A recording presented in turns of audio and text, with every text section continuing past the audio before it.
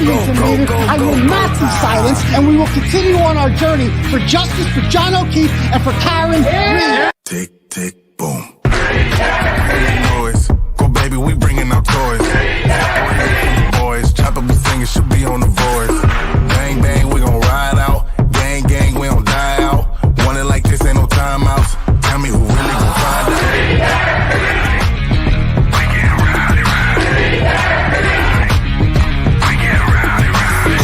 We be disturbing the peace. Working, we serving the streets. Karen Reed has supporters who've shown up in large numbers. Tick, tick, boom. Hard body, and not scaring nobody. You make me resort to wildin'. You must be blind by the diamonds. I didn't want it to be this way, but y'all won't need to try this, so it's no way around it. You the loudest one, it's going quiet.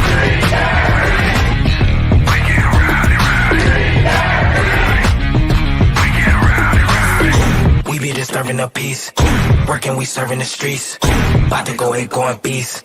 Bang, bang, leave you sleep. This is the first time I think I've ever seen this. An outpouring of support for someone accused of murdering a Boston police officer. Unbelievable situation. Never seen anything like it. Tick, tick, boom. Boom. All right. What's up, people? How's everyone doing out there? Good? Sorry, I got a little thing going on. All right. All right, guys. Welcome to the stream. Let me just pull this up. One sec. All right.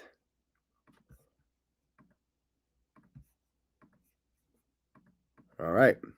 So today's a big day. I'm told Chris Albert reports are coming in that Chris Albert will be testifying today.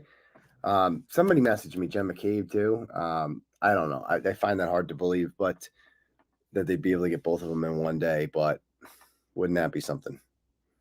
Wouldn't that be something?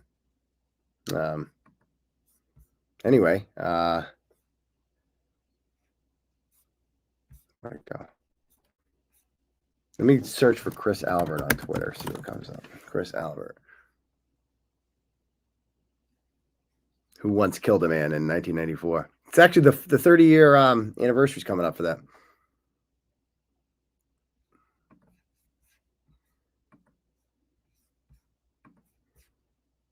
All right.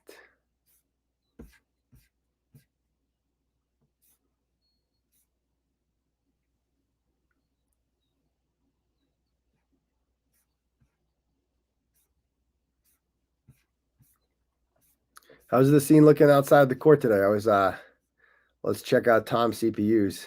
I'm sure he's there.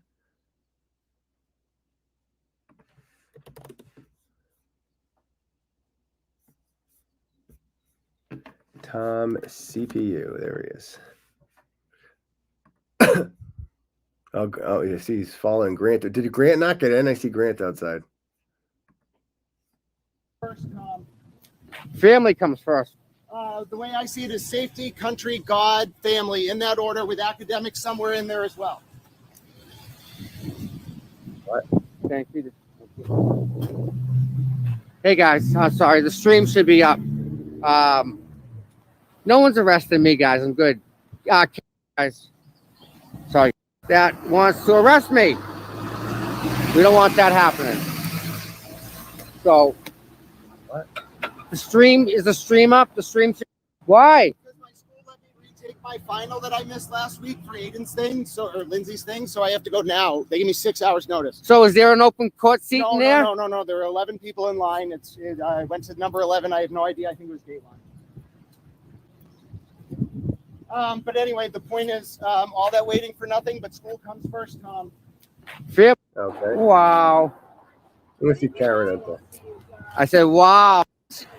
You from Broad Street and looking for more taillight pieces over there. No. There is coffee. And donuts. I'm chewing. They're really good. They're fresh. Yeah, we're gonna need some kind of, you don't need a diet. I'm on diet. I'm on a diet. You won't be able to come out the wind. I know. Diets are forget diet. I'm on a diet. Hey, sisters. Now, just don't get it from D&E Pizza. ask Jen if she's going to ask Chris Albert if he's embarrassing himself when he comes off the stand. Oh, he'll embarrass himself today. Megan. Oh, yeah. Embarrassing. He will Every day they're embarrass out there, the himself. protesters. I love it. Spot for 7 a.m. Or whatever. All right. Bigger. Oh, I want that. Karen get there. on Oh, the here they feet. come. guys. Come on, guys. I get it. Good morning. Good morning, guys. Hey, how are you? We're all set for chicken parm Charlie today? Yeah, absolutely. Chicken Farm Charlie today.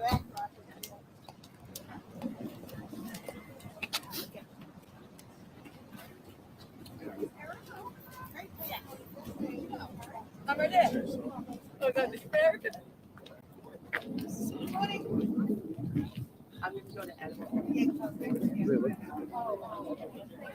Morning, my dear. How are you? Good. Did you get some rest? Good. Last night. I'm gonna say good morning to my friend Shay. She watches every morning. This is Shay watching right now. Watches every morning. Her mom said. Oh my God, Shay! I didn't know that. Shay, wonderful person. Yes, she should be here later today. Yeah, reach out to me if you ever speak to me tomorrow. I'll be there. Okay. Yeah, I drove up from P-Town to go out. Yeah. That's awesome. That's Yeah, awesome. dream A long way team. from P-Town. Good luck today. I'm gonna come in tomorrow. Yeah, just Kelly's gonna miss It's it. going to be a fun day. Get him. Yeah, let's Come go. on, Charlie. He's going to roll you on there.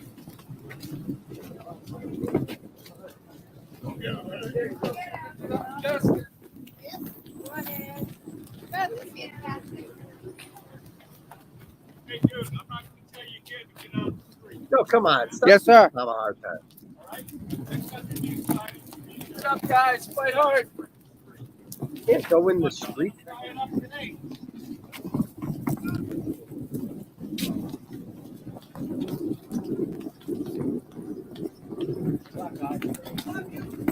Good luck, Aaron.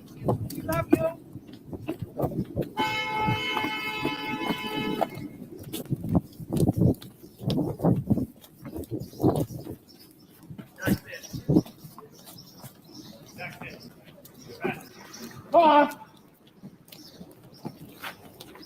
Looks like a small. Where's the entourage today? No, 5 of them? Unusual. He's gonna sit in the courtroom. Yeah, they leave Tom DeRosa alone.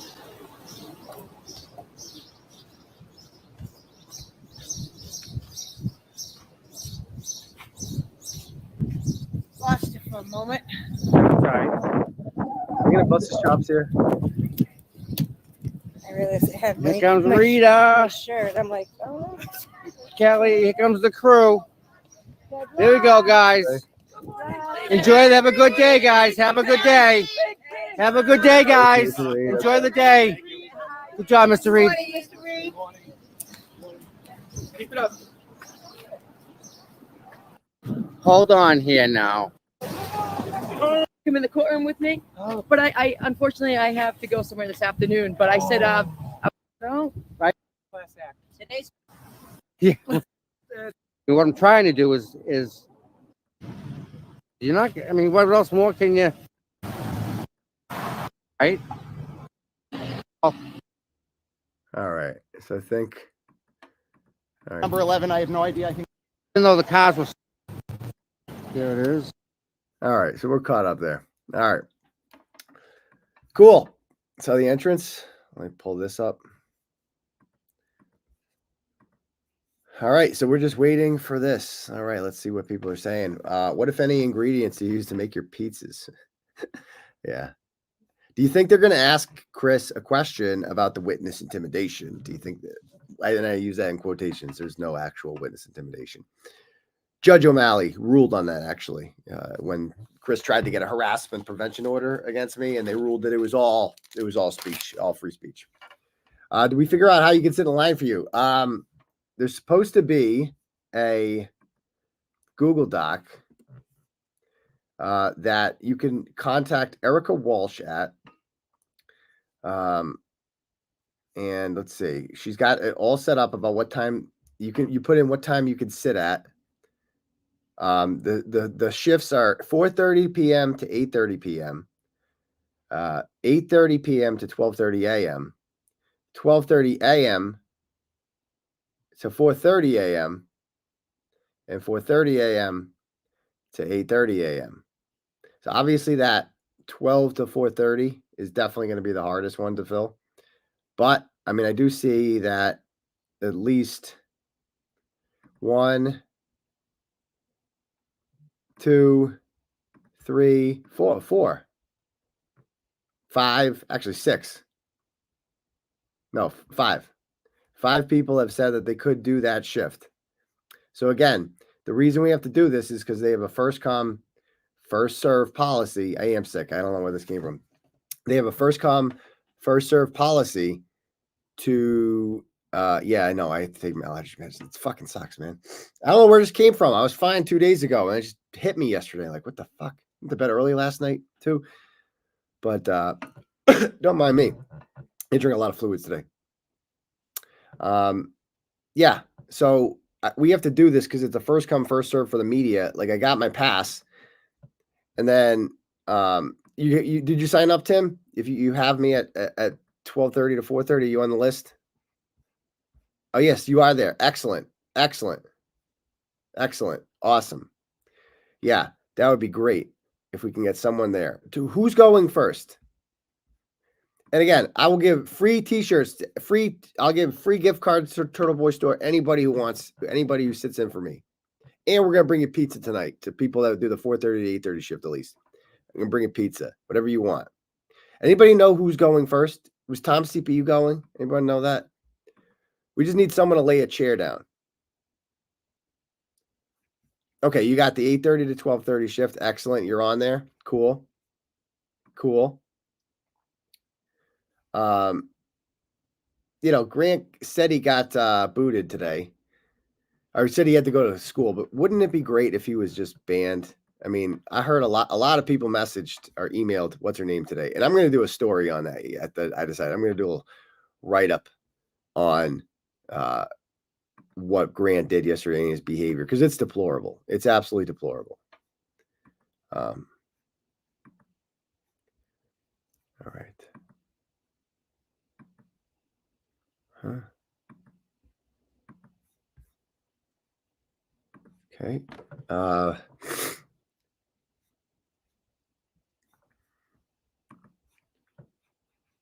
Yeah, I didn't get a response either. I'm sure she's overwhelmed with emails. So, I mean, hopefully that makes her. The reason you overwhelm people with emails is just like, oh, a lot of people feel strongly about this, huh? A lot of people. It's not just one. It's easy to ignore one person. It's not easy to ignore that many people. Let's see.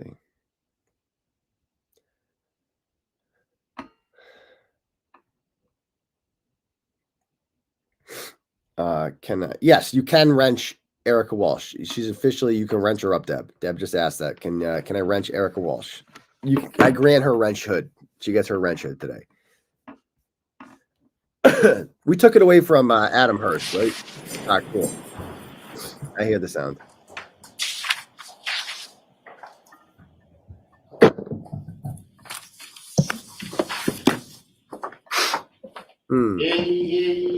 All persons have any business before the Honorable Beverly Kennedy, Justice of the North. Would you get this for? I would make it really just to leave. Go ahead, give your attendance, you shall be heard. By saying the Commonwealth of Massachusetts, this court is now open. You may be seated. 22-117, the Commonwealth versus Karen Reed. Can I have counsel identify themselves for the record?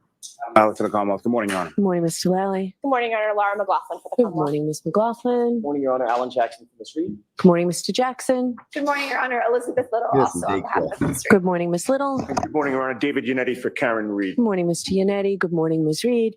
Good morning, jurors. I have to ask you those same 3 questions. Was everyone able to follow the instructions and refrain from discussing this case with anyone since we left yesterday? Yes. Everyone said yes or nodded affirmatively. Were you also able to follow the instructions and refrain from doing any independent research or investigation into this case? Yes. Everyone said yes or nodded affirmatively. Did anyone happen to see, hear, or read anything about this case, even inadvertently, since we met yesterday? Okay, so I am going to see counsel at sidebar for just a moment. Most people said no. I will see the juror who raised her hand in just a moment.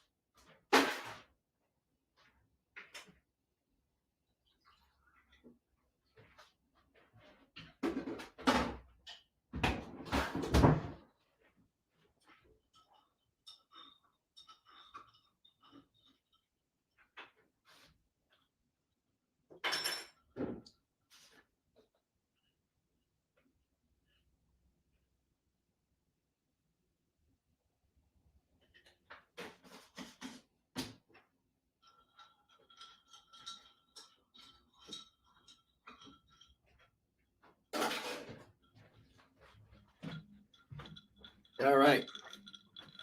Who we got in court today? Never seen them before.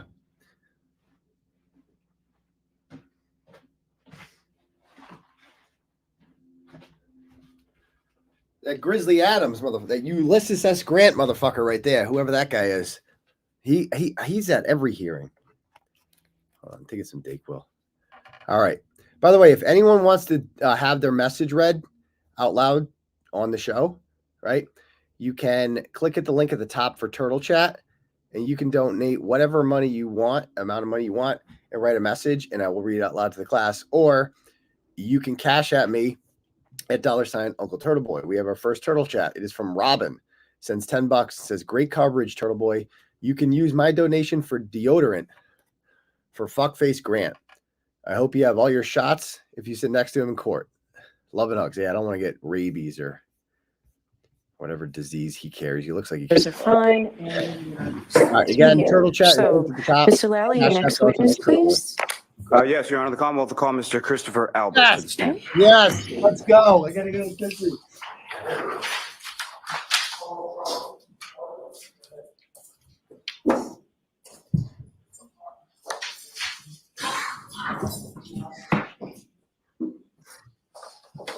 All right.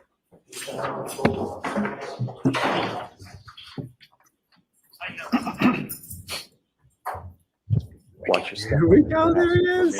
Look at this goofy motherfucker. You shall show the evidence given to the court and jury in the case now here for the truth, the whole truth, and nothing but the truth, so help me God. Yes, I do. Thank you. Gotcha. Thank you. There we go. This guy's got a top page. Anytime you're ready, Mr. Lally. Mediocre chicken farm guy. Good morning, sir. Good morning, sir. Bitch. Could you please state your name and spell your last name? It's Christopher Albert, Albert. And where do you live, sir? I live at 22 Maple Street, Unit L, Canton, Mass. Ooh. And how long have you lived there? Almost 2 years. Sorry, go ahead. And how long have you lived in Canton? Since 1974. And so pretty much your whole life? Pretty much since I was 4. And prior to living in Maple, where did you live in Canton before that? 7 Meadows Ave in Canton. And how long did you live at 7 Meadows? From 2001 to 2021, about 20 years. And who, if anyone, do you live with now? I live with my wife, Julie, my oldest son, who just came home from the Navy, my middle son, Colin, and my youngest son, Dylan. And how long have you and your wife, Julie, been married? Roughly, gosh, you're going to kill me. 21 years, around 21 years. You know how long you've been married? You mentioned you and your wife Julie, you have 3 sons. Yeah. Well, she banged And how old are the cop. My oldest is 25, my middle is 20, and my youngest is 16. they? Now, do you work, sir? Yes, I do. What do you do for work? I'm self-employed. I own a small pizza shop. What's the name of the pizza? It's called D&E Pizza. And how long have you owned that? 25 years this March. This match. And prior to that, did you work sort of in the same industry? Same industry pretty much my whole life. And does your wife work? She does not. Does she help out with the D&E pizza shop? She does some of this behind the scenes stuff. It does not. Fuck no. So we can't pay our Now, bills. when you lived on Meadows Avenue, did you have occasion to become familiar with someone named John? Yes, I did. And how is it that you knew John? So he bought the One Meadows Ave, the top house. I don't know exactly, maybe like 2017. So he became my neighbor, and I guess just from me driving by his house and coming home, I saw him, would wave to him and stuff, and that's how I initially became to know who John was. And you mentioned he bought the house at sort of the top of the street. Is that correct? Yeah, it's if you're coming off Pleasant, you take a right down Meadows, it's the first on the right. And then on Meadows Ave, about how many houses are on Meadows? Well, between us or all, on the whole street, you mean? First down the whole street and then between. Yeah, so roughly on that whole street, I would say there's like close to 30 houses from top to bottom on both sides. And then how about in between 1 and 7? So there's two houses between mine and John's. And your house is both odd numbers. Are they on the same side? Same side, yeah. Now, you said that that's how you initially came to know John O'Keefe. How did your relationship sort of go on from there? So over the years, like he was friendly with some other folks that I was friends with. So we maybe be out occasionally and bump into him, but he would also come to my pizza shop a lot. He would take his nephew, Patrick, in my pizza shop a lot. So it was not uncommon for him to stop by a couple days a week. We usually just grab a slice. Now, you grew up in Canton, correct? Yes, And do you have any siblings? I do. I have 6. And what are the names of your 6 siblings? So my oldest is my older brother, Brian. I have a sister, Kathleen. I have she's older than me. And then I'm next in line. And then I have a brother, Kevin, then a brother, Keith, Brendan, and Timmy. 7 O's. Where is it that you sort of fit in that sort of? I'm the 3rd oldest. Now, your older brother, Brian, what does he do for work? He's a Boston police officer, or he was. He's recently retired. And your brother, Kevin, what does he do? He's a Canton police officer.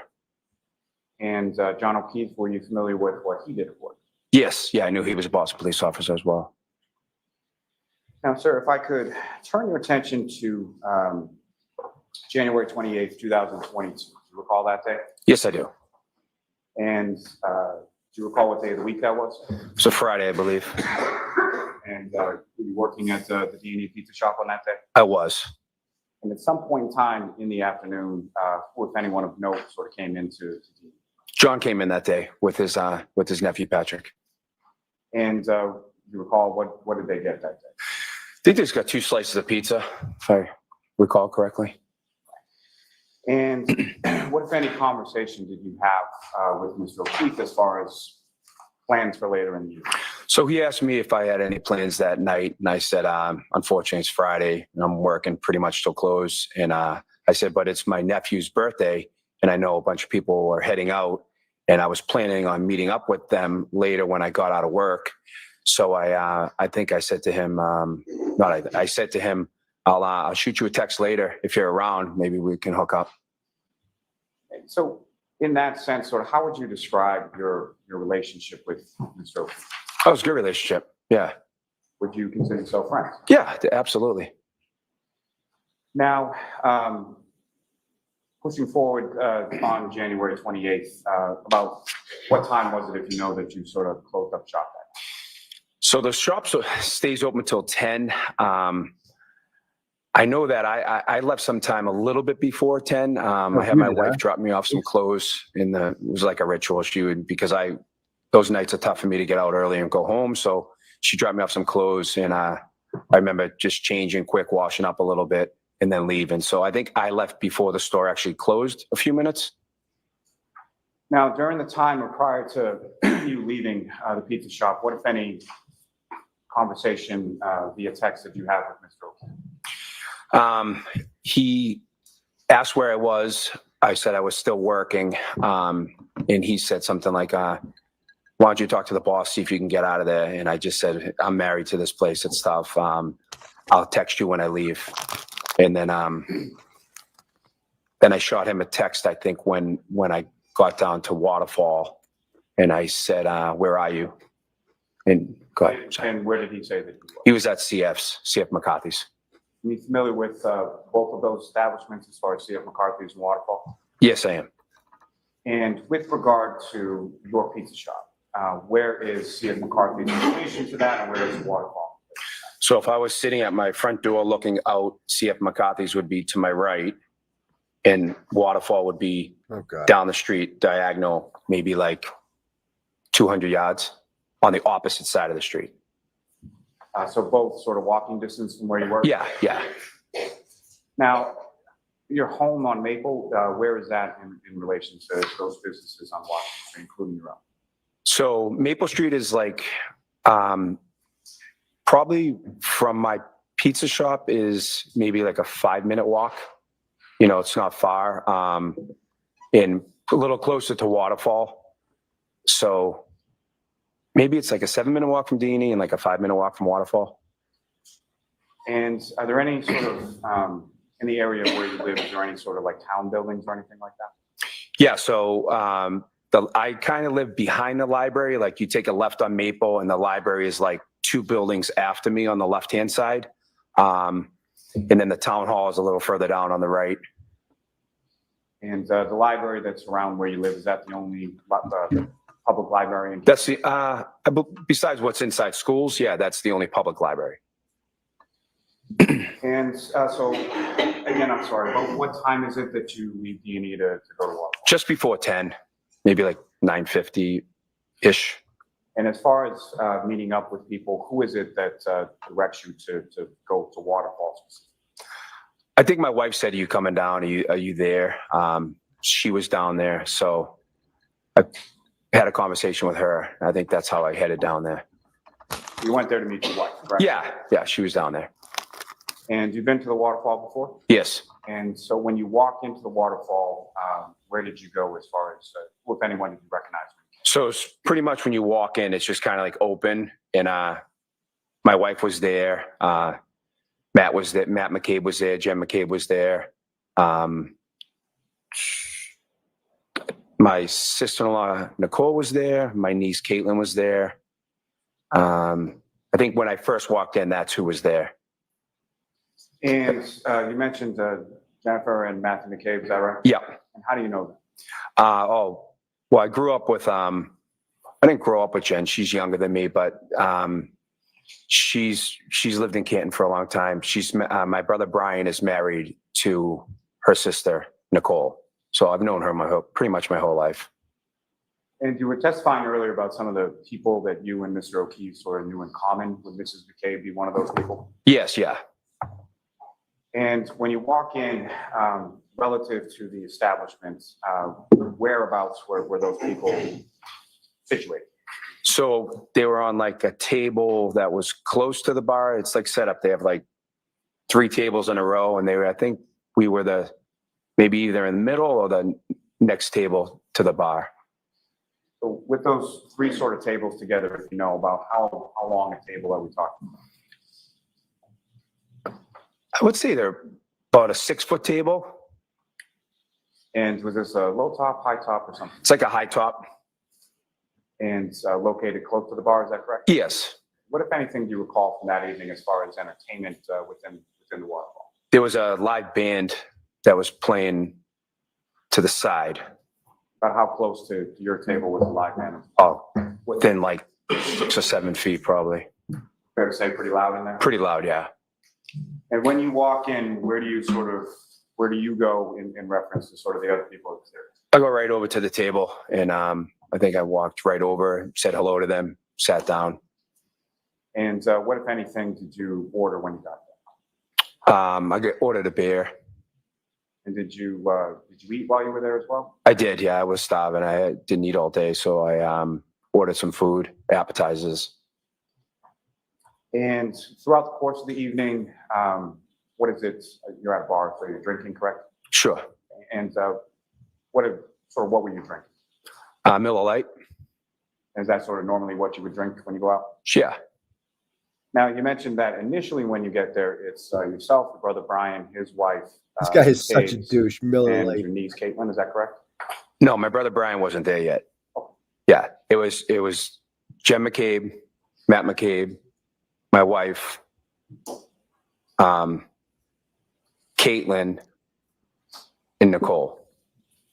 Thank you for correcting. Yeah, no problem. Sorry. So at some point shortly after that, or at some points, who, if anyone else, arrives and sort of joins the. So my brother Brian and a gentleman named Brian Higgins, they came and joined us. And is Brian Higgins, is that someone that you had met previously? Yeah, a few times. And how did you know him? I don't know how I initially met him, but probably just seen him around. I knew that he worked as an ATF agent. I knew that he worked inside the Canton Police Department, so I think I knew him from that, just being around. Fair to say you knew him sort of through your brothers, either Brian or Kevin or both? Yeah, that's the only way I met him. And about how long after you arrived was it that they arrived? I would probably within like 35 minutes, roughly. And what, if anything, did you know about sort of where they had been prior to or what they had been doing earlier? So they were in New York at a police officer's funeral.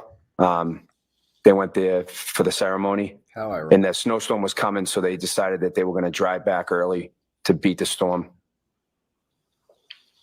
You mentioned, as far as going out on that particular evening, what was that in reference to? So my nephew, Brian, it was his birthday. And so when you say your nephew, Brian, whose son is that? So that's my older brother, Brian's son, Brian. So Brian Jr.? Brian Jr., yeah, we call him Brian Jr. Yeah. And was he present at the waterfall that night? He wasn't. No, he decided that he didn't want to go out. And when your brother, your older brother Brian and Mr. Higgins come in, where is it that they go sort of in relation to the group? So they walk in and they come directly over to the table. Now, at some point later in the evening, who, if anyone else, also joins your group or your table? So John O'Keefe came with Karen Reed. And how did you know Karen Reed at that time? I met her a couple times. She also had been in the pizza shop a couple times, and driving by the street when I would come home, she would be outside One Meadows. And just to be clear, when we're speaking about Ms. Reed, do you see her in the courtroom today? Yes, I do. You just identify as to where she's seated. She's sitting right over there between the two attorneys. Just ask the record to reflect identification of the defendant. Okay. Now, prior to Mr. O'Keefe coming into the waterfall, you had mentioned some text communications with him. Is that correct? Yes. And what, if any, other communications did you have with Mr. O'Keefe before he got there? I don't think nothing before I got to the waterfall. Not before you got to the waterfall, before Mr. O'Keefe got to the waterfall. With Mr. O'Keefe. Yes. Just that where was he, or where were we going? Where was he going to be? What, if any, communications you recall in regard to who was there or who was going to be? With Mr. O'Keefe? Yes. Yeah, so I think at some point he said, "Who's there?" And I said, "My brother Brian." I said, "Brian." He said, "Your brother Brian?" I said, "Yeah, Brian and Brian Higgins are there." And he said, "Where's your brother Kevin?" And I said, I have no clue. LOL or something. And when Mr. O'Keefe and Ms. Reed come into the bar. Where is it that they go upon coming back? They walked directly in, came towards our table, just a striked up conversation. I think John came over to my wife and said hello to her first, maybe, and then just kind of got with the group, started talking.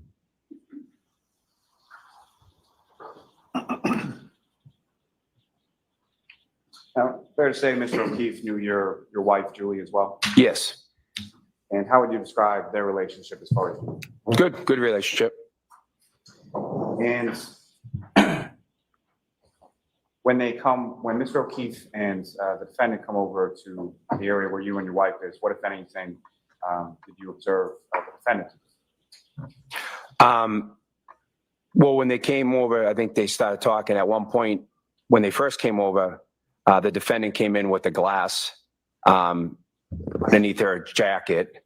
And I thought that was kind of funny, and I laughed about it and made a comment about it.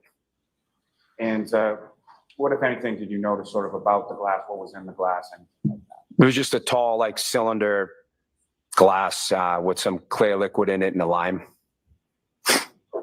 And that was under a coat when she came in? Yeah, it was like she pulled it out. She pulled it out.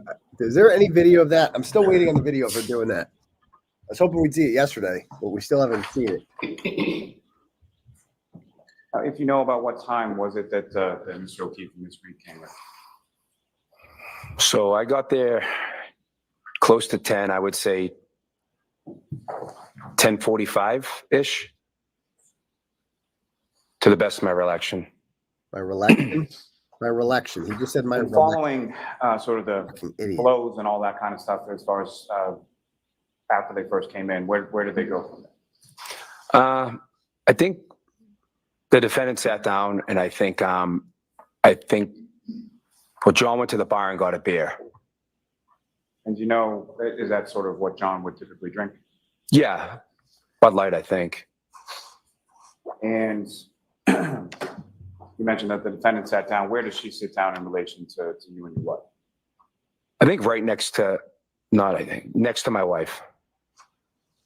Now, with regard to just how would you describe sort of the general sort of tone or demeanor within the group at the waterfall that night? It was fine. Everyone was just having a good time.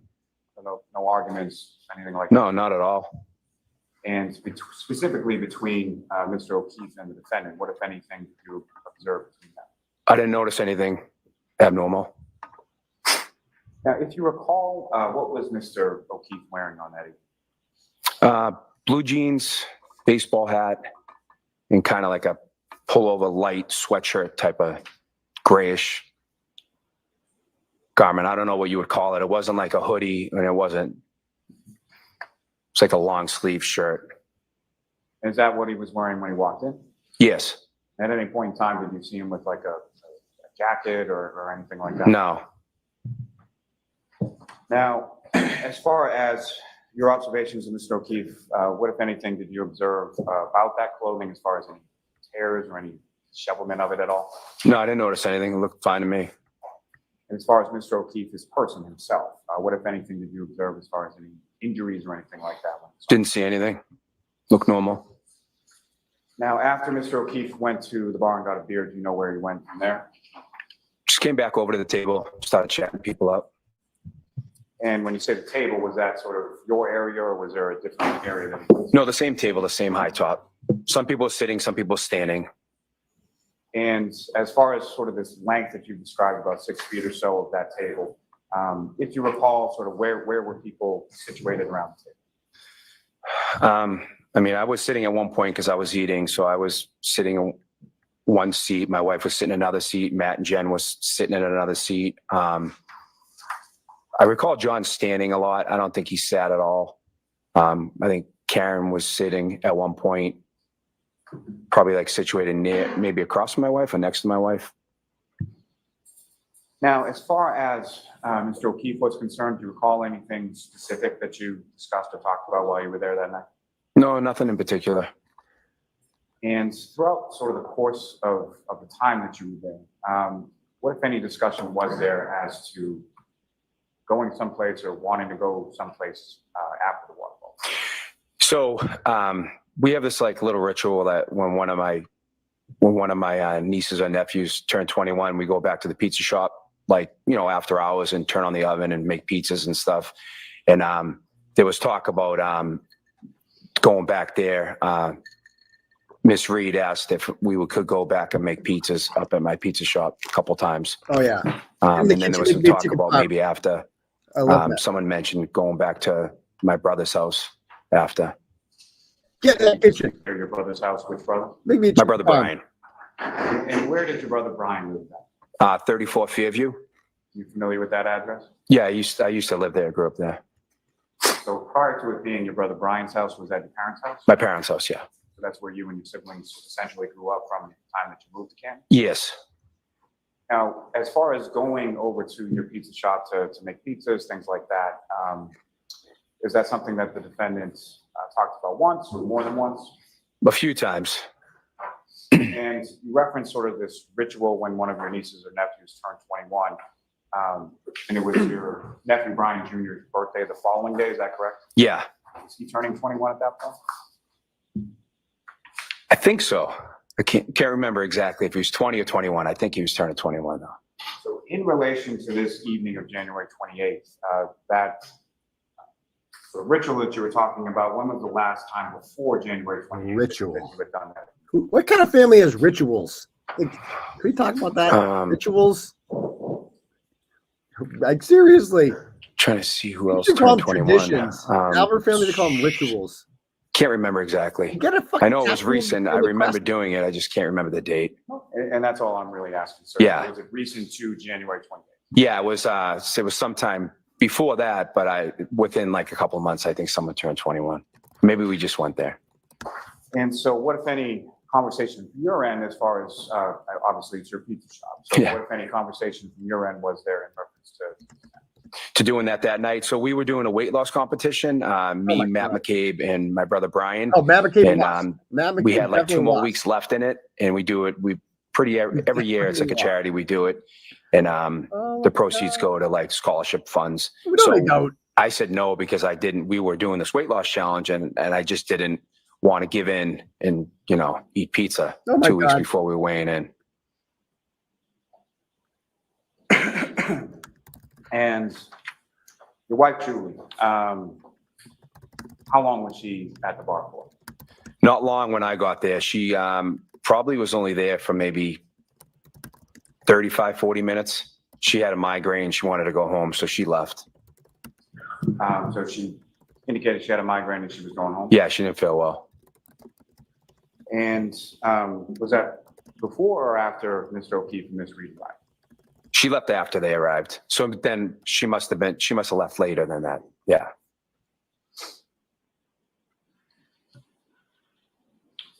Now, later on in the evening, what, if anything, did you buy for the group?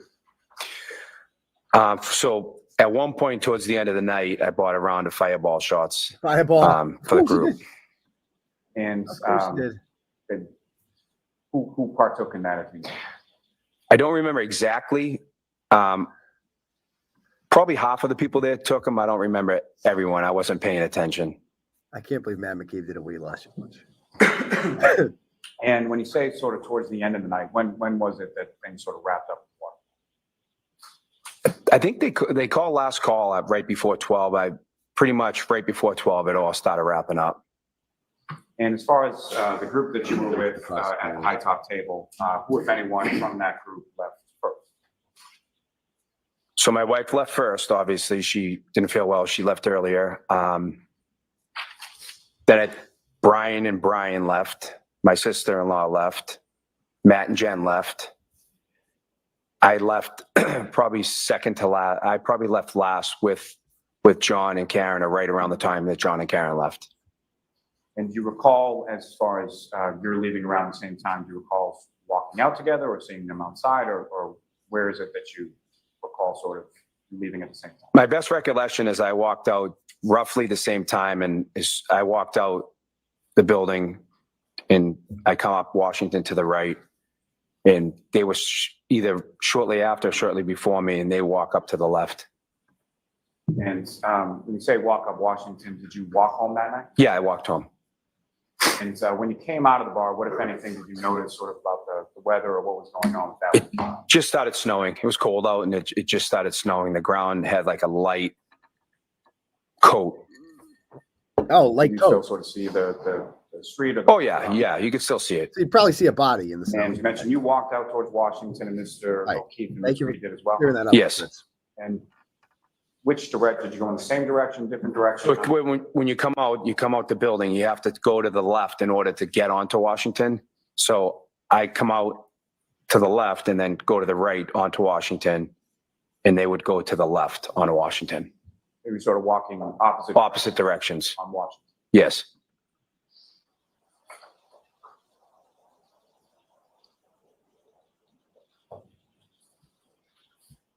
Now, as far as throughout sort of the course of the evening, did you have occasion to see sort of what Mr. O'Keefe mentioned that he went to the bar and he got a beer? Was that the only beer that you saw him having, or did he have more than one? I'm sure he had more than one. Yeah, I saw him with more than one. So you saw him, but essentially what I'm asking is throughout the course of the evening when you saw him drinking, other than maybe the fireball shot, you saw him just drinking beer? Just beer. Yeah. Just beer. And as far as Miss Reed was concerned, what, if anything, did you observe her drinking throughout the course of the evening? Just a clear liquid in a glass. I assume it was some sort of vodka drink. What do you assume? Was that the same glass that you had come into the establishment with under her coat, or was it a different glass? Why did they object there? I believe it was the same one. So you leave from the waterfall and you're walking home, is that right? Correct. So fair to say you didn't go to 34 Fairview that night? I did not. And about what time was it that you got home? Sometime between, I'd say 5 past and 10 past 12, somewhere in that window. And was your wife home at that point? She was. And as far as your children were concerned, how many of your 3 sons were living with you at that time? At that time, 2. My 16-year-old, well, he wasn't 16 years old at the time, but my 16-year-old and my 20-year-old. And so 16 and 20 now is actually 16 and 20 now, so that'd be his like house when he got home? 14 and 18 then, I guess. Did you just say that? And so your oldest son, He was in the Navy, San Diego in the Navy. and if Did I you get that know, right? or did you check or anything as far as your kids when you got home, were they there, if you know? No, I ran right upstairs. I was freezing. I went right into my room. You didn't see your kids? Essentially, you went to bed, is that correct? Correct. Colin was there. That's what he's saying. Colin With was the there. court's permission, I would ask to Not at Brian publish Albert's for the house, jury at his just house. a That's what he's small saying. portion How did he, from what's been marked as Exhibit 53, the waterfall surveillance. even their story is that Colin Albert left Brian Albert's house at 12:10. Ms. Gilman, if Chris I Albert could got there have, before midnight, as he Channel 3, claims. the second video down. Around midnight, then how was Colin there already? That's a lie. Lie. You could just pause there for a moment, Ms. Gilman. Mr. Albert, looking up at the screen, do you recognize generally what's depicted up on the screen? Yeah, so those are the tables that I was speaking of that are like, there's like 2 or 3 in a row. Yep. I'm sorry, may I approach on? Yes. I don't have any. My apologies. Thank you very much. So, sir, what I'm handing to you is a laser pointer. Basically, just click that button and point it up. Okay. Mr. Albert, using that laser pointer that I've just handed to you, if you could direct the jury's attention to about where the high top is and then about where you were seated at that high top. So here's the high top. And I can't really see myself, to be honest with you, this far away. But somewhere, I think I ate on this side here. Oh, you think so? And as far as the bar is concerned, where would that be? Back here. Wait. So this is from walking into the waterfall. Okay, so the bar is after. So that's the high top next to the bar. The bar's back there. You didn't see either kid there. And He said Colin was home. He said both his kids were home. The 16 and the 20-year-old, he said. On this side over here, it's kind of fuzzy, but that side. And Ms. Gilman, if I could ask you to fast forward to 10:54. He didn't see, yeah, but he said they were both home, but he didn't see them. He said his 20-year-old. Did he not? Did I mishear that? I would ask if you could play that from 10:54 to about 10:56. I'm gonna play that again. I'm gonna hear that again. I'm gonna hear that. If I'm wrong, I'll take down a tweet. I'll admit it.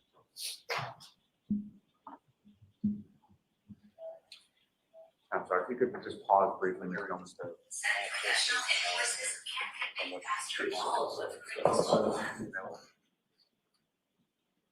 Now, Mr. Albert, looking up at the screen, as far as the door that you came out and the door that you eventually exited from the waterfall, do you see sort of that general area and where that is in the video?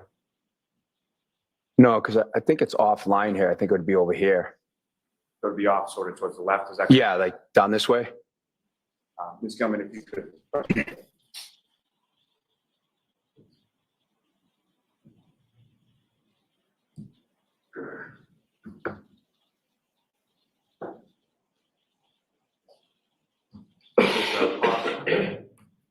As far as two individuals sort of walking in, do you recognize who those individuals are? I do. That's John O'Keefe and Miss Reed. And again, Ms. Gilman, if you could just run it through 10:56.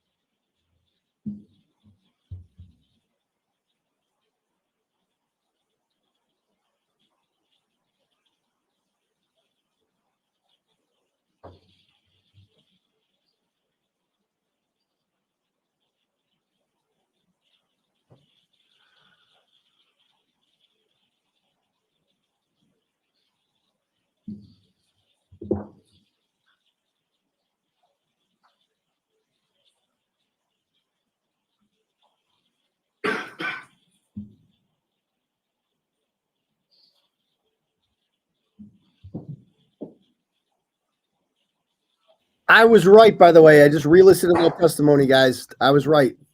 He says that he got home between 12:05 and 12:10.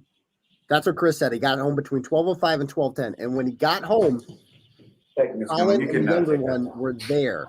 Colin's own alibi, his own fake bullshit alibi, that text message says he left 34 Fairview at 12:10. How could he be in Chris's house between 12:05 and 12:10? It's a lie. Now, A lie. Mr. Albert, as far as your son, Colin, you know sort of where he was that night? I'm not muted. Yes.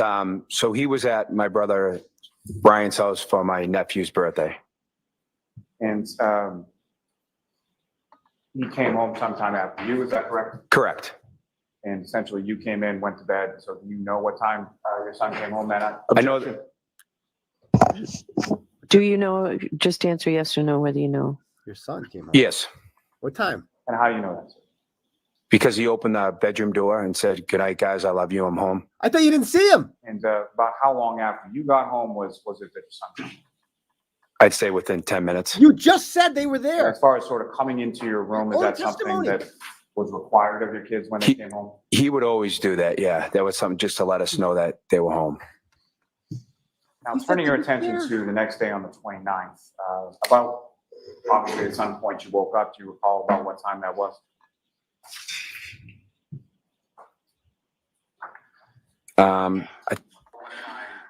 8-ish, 8:30-ish. So sometime between 8 and 8:30? Yeah. I was still in bed. I woke up, but I didn't leave my room. And what was it that, or who was it that woke you up that time? At that time, I just woke up on my own. And when you woke up, what happened after you woke up? Shortly after I woke up, my wife entered the room, but that was a little bit later. I don't know exactly what time. And she informed me that something had happened to John. And what What was it that you told? I don't know the exact words that she said, but basically that John had died. And what, if anything, did she indicate to you as to where John had died? That he was found somewhere on the front lawn of 34 Fairview. All right, I misheard that last Chris one. He said that he was living with Colin at the time, but he never said Colin was there. So I'm taking that tweet Receiving down. that information, where did you go, or where did you and your wife? I was in shock. I was like, what are you talking about? Like, what do you mean? And then I jumped up and she's like, we have to go over, let's go over to your brother's house. And about what time was it, if you know, that you got over to your brother's house? Sometime approximately like after 9 o'clock. I don't remember exactly what time we went over there, maybe 9 or 9:30. And when you arrived at your brother's house, who, if anyone, was there? To the best of my excuse me. From what I remember, I was there. My wife was there. My brother Brian, Nicole, Brian Higgins was there. I believe Matt McCabe was there and Jen McCabe was there. When you came into the home, sort of where were they in relation? Just sitting at the kitchen table. And if you know, about how long did you stay at your brother's house when you came over? Maybe an hour. And where did you go from there? Afterwards, just home. Now, as far as subsequent to this, at some point within the days that followed, did you have occasion to speak with some troopers or members of the state police? Yes, I did. And how many troopers from the state police did you talk to when you spoke? 2. And where was that? At my condo.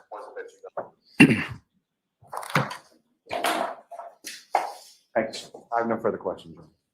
Okay, cross-examination. Thank you, Your Honor. Here we go.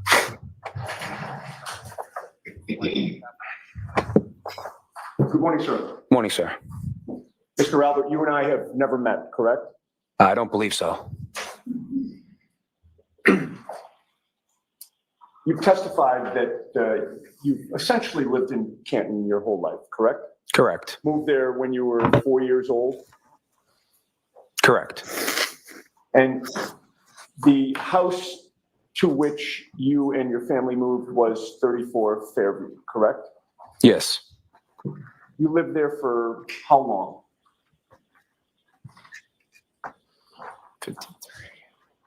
33 years? Math is hard. And you currently own D&E Pizza in Canton? Correct. I believe you testified that you've owned it for approximately 25 years? Correct. Clearly, you have a lot of ties to the city of Canton. Would you agree? Sure. You live there? Yes. You work there? Yes. You have family there? Yep. You raised your kids there? Yep. And you also are a town selectman in the city of Canton? Recently elected. The town of Canton, I should say. It's a town, correct.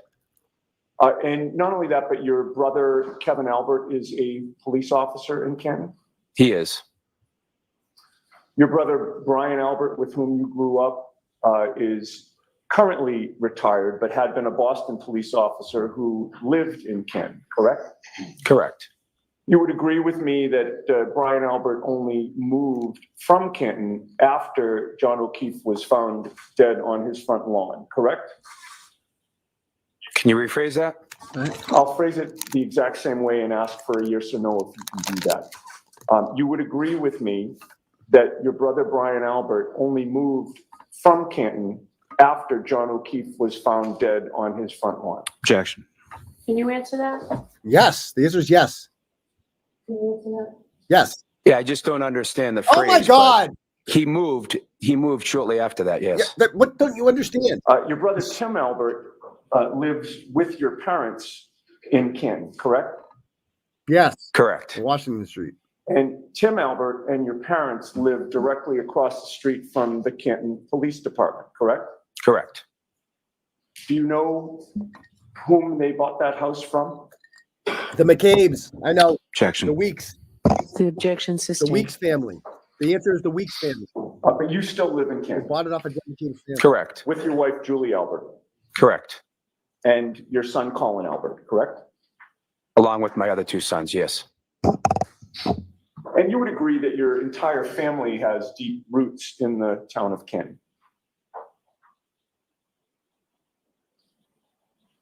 I guess. You would agree with me that the Albert family is well known in the town of Canton? We have a big family. And you would agree with me that the Albert family is a powerful family in the town of Canton? Objection. Sustained. As a town selectman, you have some power, do you not? Yes. I'm one of 5 The selectmen. answer is yes, Chris. And as a police detective, Kevin Albert has some power, does he not? Yes. Objection. Sustained. And you also have close friends on the Canton Police Department, do you not? Objection. I'll allow I have some. But the one that banged your Now, wife? you know that Massachusetts State Police Trooper Michael Proctor is the lead investigator on this case, There we correct? go. I know that. Look at him. One of your wife's best friends is Michael Proctor's sister, Courtney Proctor, correct? Objection. that. Okay, that's sustained. You've got another witness you can ask that. What? Mr. Knight. You know Courtney Proctor, correct? Objection. Allowed. Yes, And you know her to be Michael Proctor's sister, correct? that's correct. You attended Michael Proctor's sister's wedding, correct? Objection, Your Honor. May we approach? Sure. Why don't you come Oh, over? they're not going to try to let this shit in. You attended Michael Proctor's sister's wedding. And by the way, who broke that story? Who found the video of Elizabeth or Courtney Proctor's wedding? Oh, yeah, yours truly. Colin Albert was sitting at the table with Julie Albert. Colin Albert was 7 years old at the time, sitting at a table with Julie Albert and Chris Albert, the three of them, and Michael Proctor at the same table. They've known each other for that long. It's undeniable. Okay.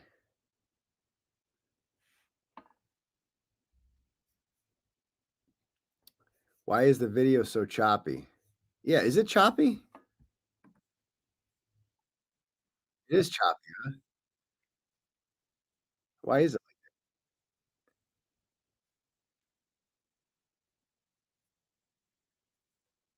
It is choppy, huh?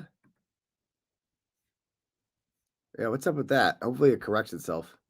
You know, I'm going to come right back. Don't go anywhere. I'm going to come right back. Be right.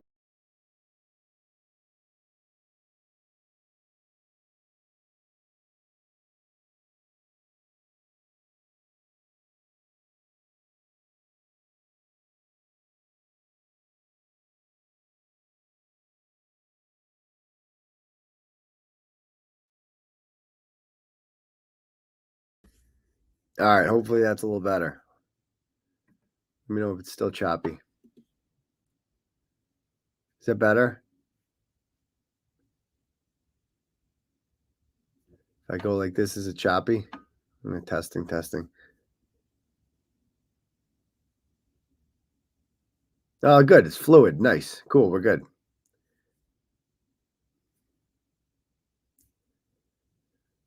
All right. I want to see Chrissy. Oh, Sean the Golf's loving this one, isn't he?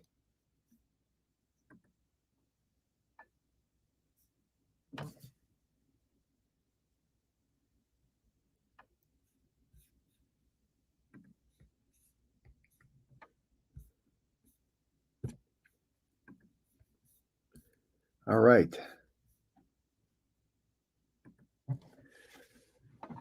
It's choppy still. Oh, now it's getting choppy again. God damn it. Be right back. Let me try it one more time. It was just working.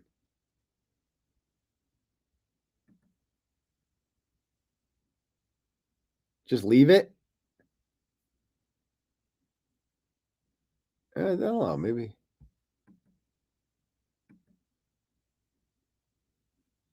No, it doesn't seem that choppy.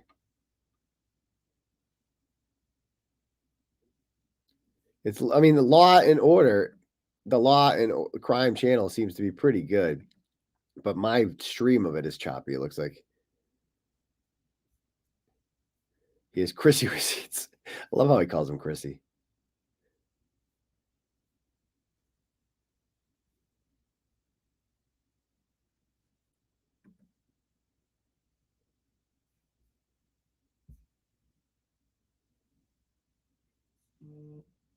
It seems better now, not choppy.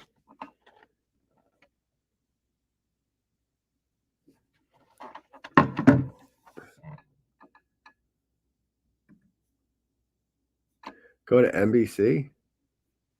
Background on this guy. Where do I start? He's the brother of Brian Albert. His son is Colin Albert, who was in the house when John O'Keefe was murdered. He's a punk. He's raised his son to be a douchebag. He himself is a cop calling little bitch who acts all tough and hard and is just a cop calling snitch. He killed a man in 1994 named Peter Berger in a hit and run. He was probably drunk, but he didn't turn himself in until 2 days later. Got 6 months sentence for that. He serves on the board of selectmen. He's a MAGA guy in a Biden town that somehow upended an incumbent liberal attorney. I don't know how that happened, but that just shows you how powerful the Albert name is in Canton. He owns a mediocre pizza shop that sells mediocre chicken parm. He calls like Ken Mello or his brother Kevin Albert whenever people peacefully protest outside of his pizza shop. And he threatens people like he threatened me, and he was like, "Yeah, you'll see what's coming for you next." And then he cries and acts like a victim. I don't know. He's just an asshole. He's just an asshole. And he owes like so much money to creditors and stuff like that. Okay. He's constantly in jail. Credit's probably shit. TV Daily. I'm going to tweet that out. Peter Berger. I'm going to tweet out the...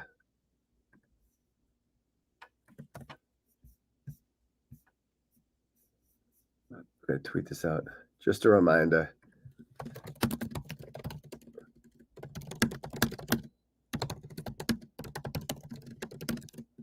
Karen Reed case. Chris Albert killed a man in 1994 named Peter Berger during a hit and run on the highway. He only served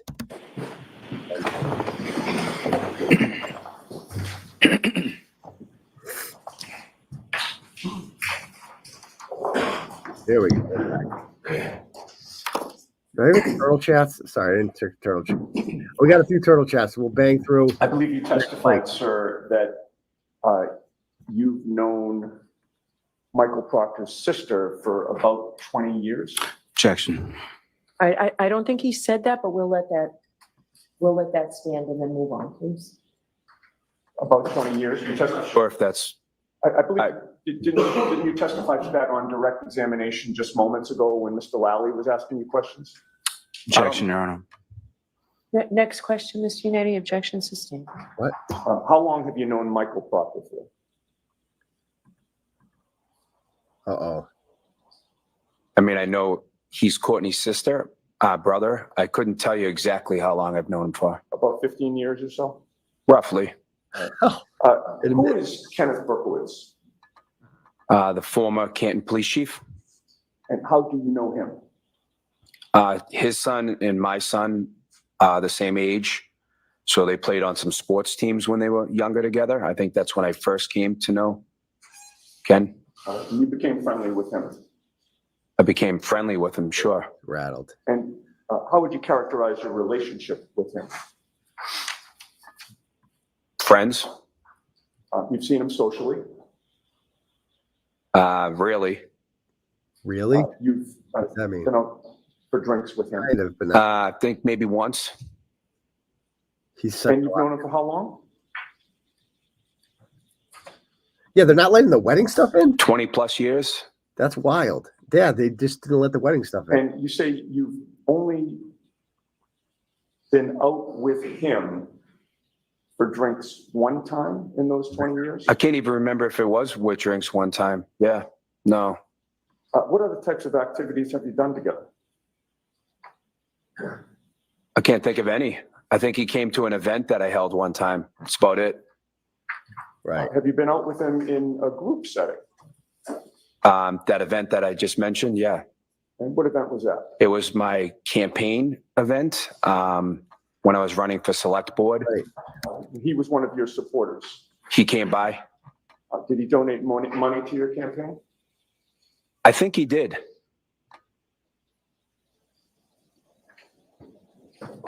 May we approach Judge? Yes.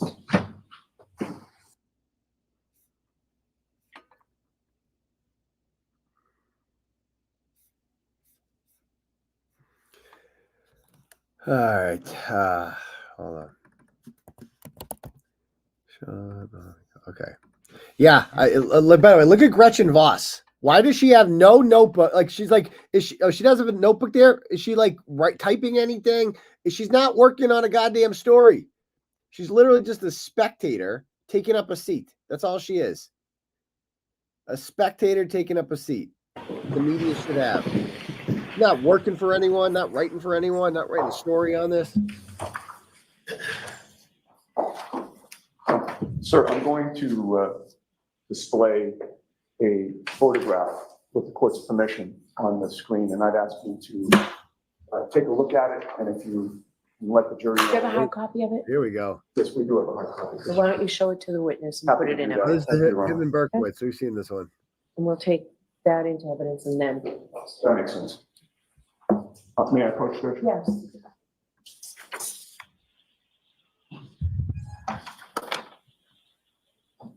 Okay, sir, I've handed you a photograph. Do you recognize what that depicts? Yes.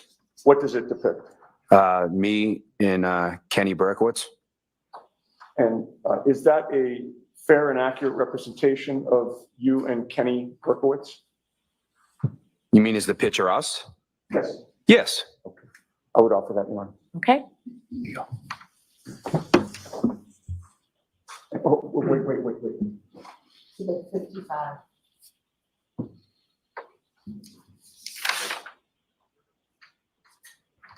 Oh.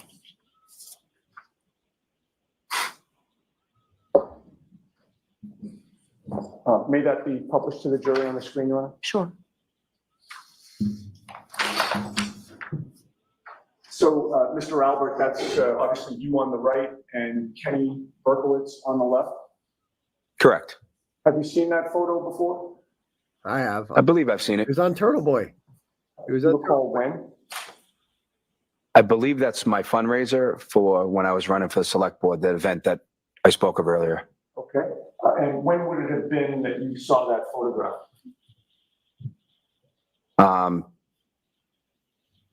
I'm not sure. I don't know if it was on my Facebook page when I was running for select board. It looks familiar. Has Mr. Lally shown you that photograph? No. Has he informed you that the defense would be introducing that photograph during this trial? Nope. You can take the photo down, Mr. Bates. And the lights can go on. You would agree with me that one of your functions as a selectman is to oversee public safety in the town? Yes. And you would agree that the police department is a key component of public safety in the town of Canton? Yes. So part of your duties as a town selectman is to oversee the Canton Police Department, correct? Objection, Your Honor. I'll let him have it. Is that one of your duties, sir? Yes, it is. I believe so. I'm new at that. I'm Oh, recently believe elected, so. so I'm just going through it. I But yeah, believe so. I believe so. I believe so. And Christ. you became a town selectman shortly after Kenny Berkowitz retired, correct? I'm not sure when Kenny retired.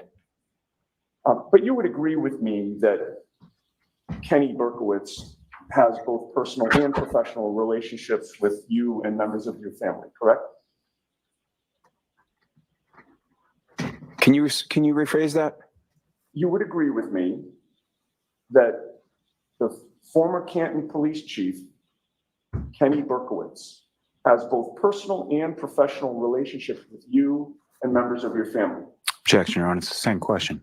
I love how he calls him. Go ahead and answer that question. I'm not sure. I agree with that question. I'm not sure. Well, your brother Kevin Albert worked under Chief Berkowitz, correct? Correct. Would you consider that to be a professional relationship? Cheers, much better. With them too, yes. And your brother Brian Albert attended Chief Berkowitz's retirement party, did he not? I have no idea. But your brother Brian is also a friend of Kenny Berkowitz. is he Another not? story broken on Turtleboy. He may be, not sure. And as far as your, ties to the Canton Police, you would agree with me that Lieutenant Michael Blank is a member of the Canton Police Department, correct? He is. And you've been friends with him for years, correct? I've known him for a long time. You've been childhood friends with him since the age of 12, correct? Yes. Somewhere around there. Maybe earlier. Maybe And earlier. you're tight with him. I don't know if I'd call it tight. He's not an enemy of yours, is he? Oh, God, no. Oh, God. He's a friend of yours, correct? Sure. Am I? And does sure mean yes? Yes. Now, your older brother, Brian, you've already testified, was a Boston police officer for years, correct? Correct. And he achieved some notoriety on a television show, did he not? Objection. Okay. Sustained? He was in the fugitive unit. Correct. And you know that your brother Brian was also a trained boxer, correct? Objection. Sustained. Sustained. Brian is a lot bigger guy than you are, correct? Objection. Sustained. Oh, Jesus Christ. Your brother Brian Albert is someone who is close to his family, correct? Yes. And when I say his family, I'm talking about not just his, wife and children, but also his extended family, correct? Yes. You were part of his family, obviously, Oh, correct? Yes. man. And your son Colin is part of his family, correct? Yes. The Albert family is close, correct? Yes. You all essentially grew up in Canton, correct? Correct. And you hung out with each other growing up, correct? We were siblings, so Of course. yes. And you still hang out with each other quite often, correct? Like all of us, In various combinations. we have different relationships with my siblings. Sure. But you see some more than others, but you hang out with your family, do you not? Yeah, mostly during holidays. And you go out for drinks together, correct? Occasionally, And you're protective of each other, correct? like most families. And if someone had a dispute with a member of the Albert family, Brian wouldn't be happy about that, correct? Objection. Sustained. You know that Brian would stick up for your kids, correct? Objection. Sustained. They won't. Your son Colin is particularly close to your brother Brian, is he not? Objection. I'll let him have that. Do you know? Yes. Yes. Yes. Okay, that's good. In fact, your son Colin was a football player through high school, was he not? Yes. What was his number? 34. In high school, Yes. 34. 34, I believe. And was that for 34 Fairview? I don't think so. Is that true? Now, you testified you moved to Maple Street in Canton not long before January 28th of 2022, correct? Correct. I know And that. before that, you lived at 7 Meadows Ave in Canton? Correct. And that was when John O'Keefe was your neighbor, correct? Correct. I believe you testified he was a couple of houses away from you? Yes. And he was your neighbor for a series of years, was he not? Yes. While he was living in the neighborhood, you knew that he was working as a Boston police officer, correct? Correct. And you were familiar with him, correct? And what do you mean? What do you mean by familiar? You knew who he was, you became familiar with him. Yeah, he was my neighbor. I knew who he was. And you knew that he was not married, correct? Yes. And at a certain point, you knew that he was dating Karen Reed. Yeah, at some point. How did I know his kid's football number? Now, you would agree with me that your family has a police background, sir, correct? I wouldn't agree with that statement. What? Two of your brothers are or were police officers, correct? Out of 7 of us, yes. And you knew friends of your brothers who were also police officers or in law enforcement, correct? Action. Nope. Correct. And you had already testified that you know some members of the Canton Police Department, correct? Correct. And you socialized with police officers, did you not? Have I? Sure. You've been to bars with police officers, correct? Correct. And you've drank with police officers, right? Like Michael. Sure. And you were friendly with police officers, correct? Yes. And with regard to, I'd like to ask you some questions about people specifically connected to this case. We've established that Lieutenant Blank has been a friend of yours for years, correct? Yes.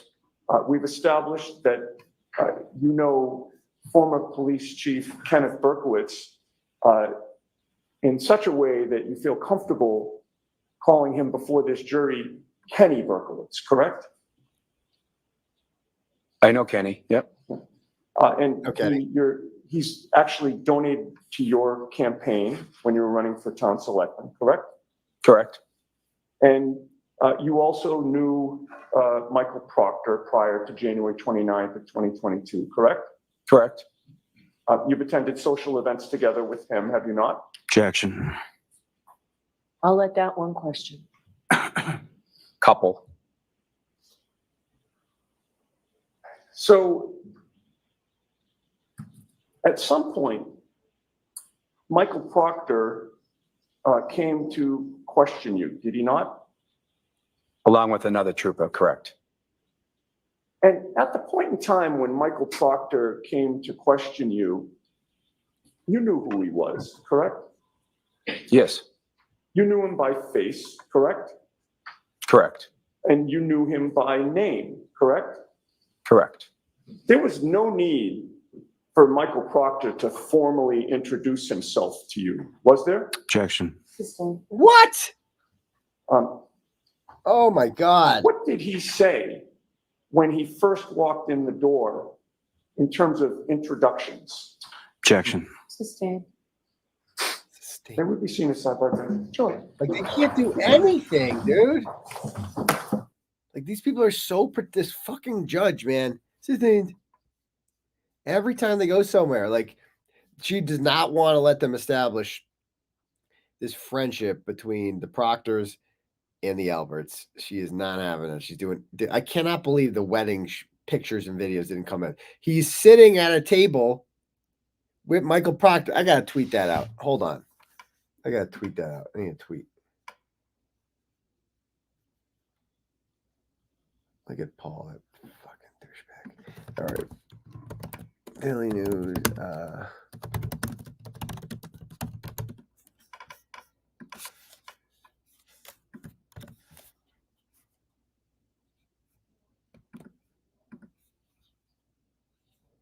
I'm gonna tweet this out. Give me 1 sec.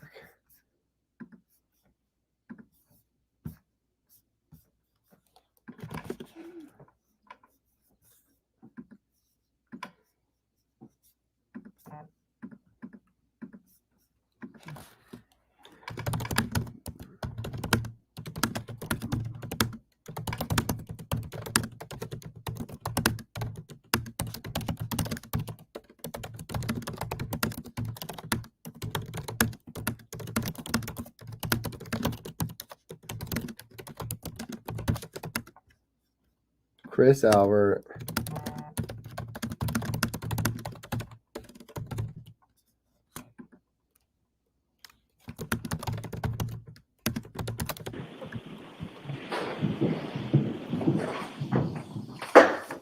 I just tweeted it. All right, we're good.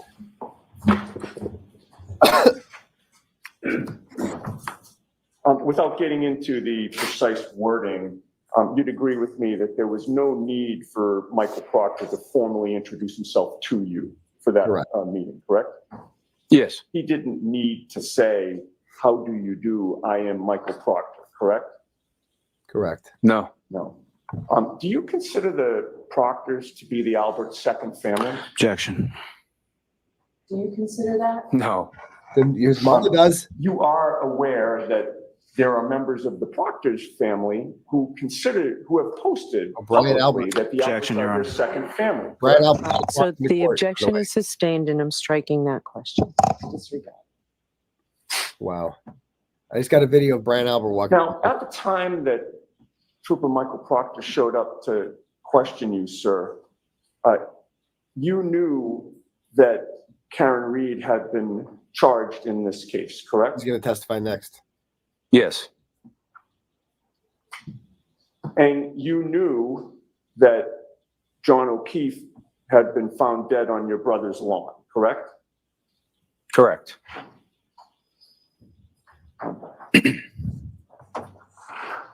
Did it occur to you that it was odd that the state police sent somebody from the Proctor family to interview you Objection, Your Honor. on February 10th of 2022?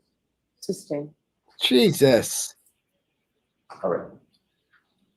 Now, you've testified that on January 28th of 2022, that day, that Friday that you were working, John O'Keefe stopped into D&E Pizza, your shop, correct?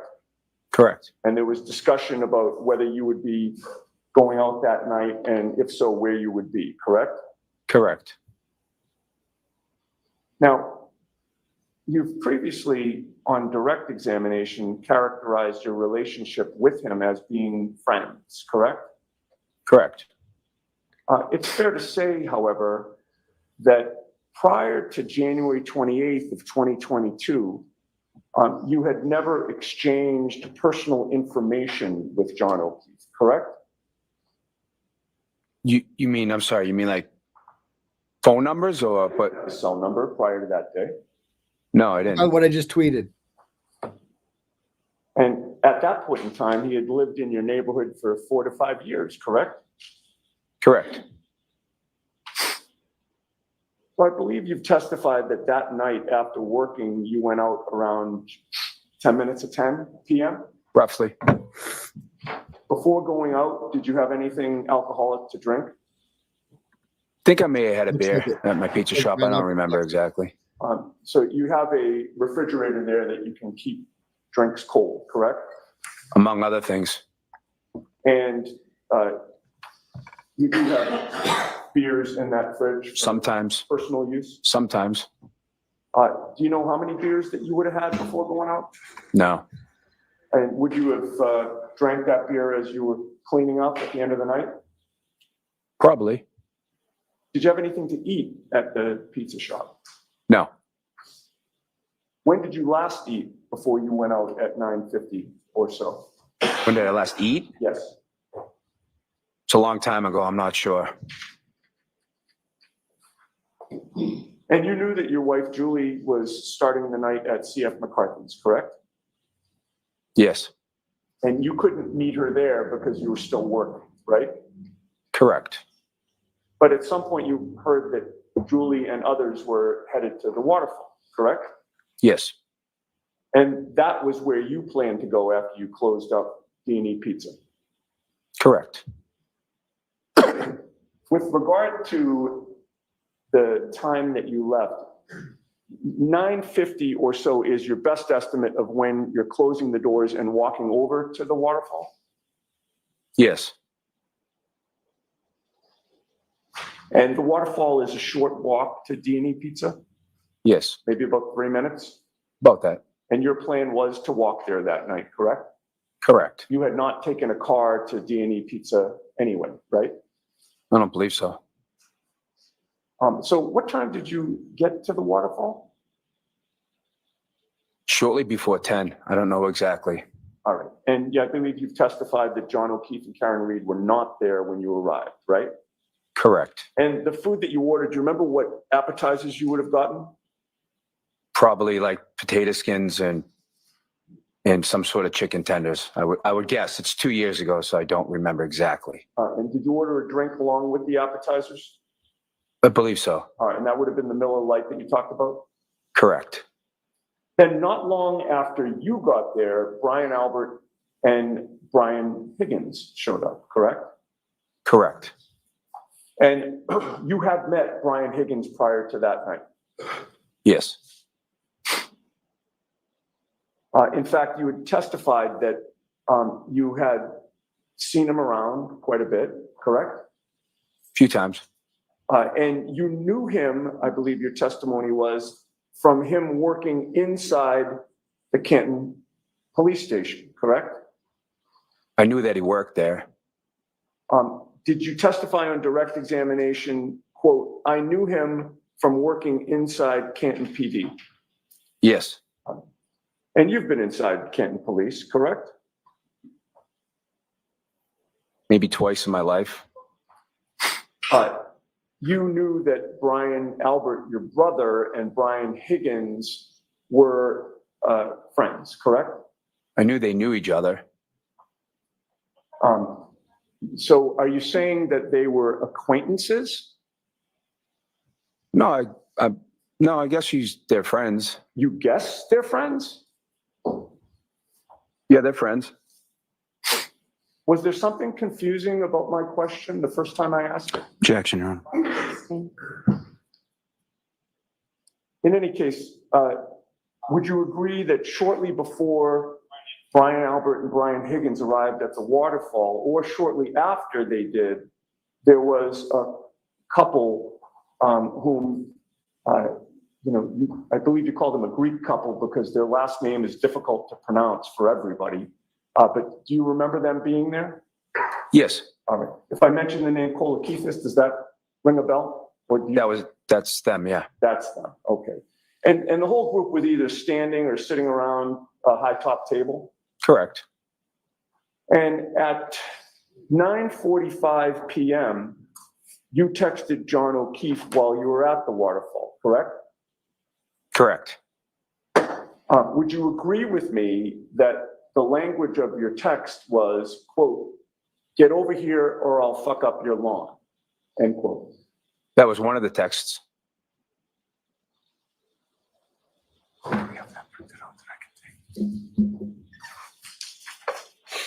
How many? Just have a moment.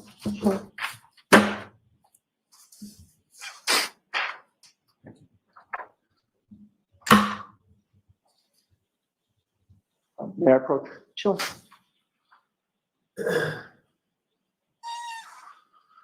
Oh, do we have, just say you have evidence number? It's two marks. Okay. I'm sorry, I don't think I asked to approach. Go, that's fine. Thank you. I've placed a document before you, sir. Take a look at that and tell the jury whether or not you recognize it.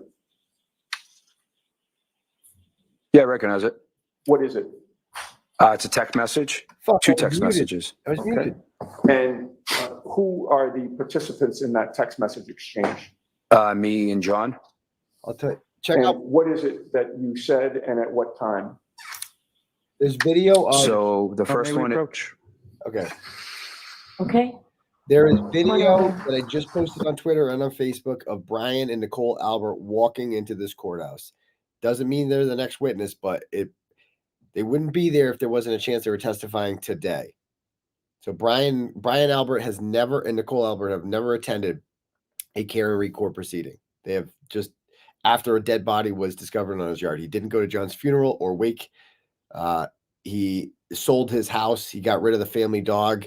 He has lived in seclusion. And wow. So he just walked into court with a full escort. Like, let's check it out real quick. I'm going to come right back to the trial. I'm not going to miss it real quick. If you haven't seen this video yet. Icy motherfucker. We got turtles everywhere, by the way. So as you see there, let's see. There's full police escort. There he is right there. There he goes.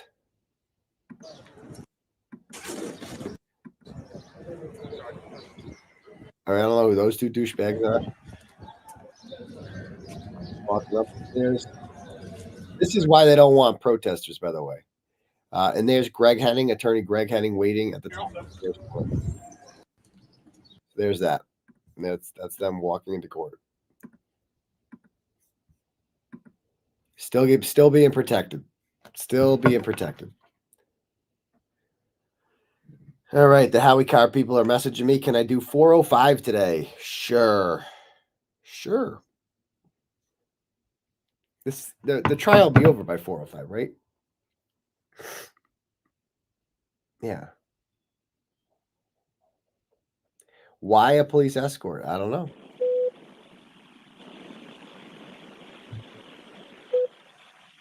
The official Canton consultant. Yes, I did yesterday. So before you consider any electronic communication in your deliberations, you must first find that it's more likely true than not true that the person who either authored or sent or created or transmitted the communication was in fact John O'Keefe and this witness, Chris Albert.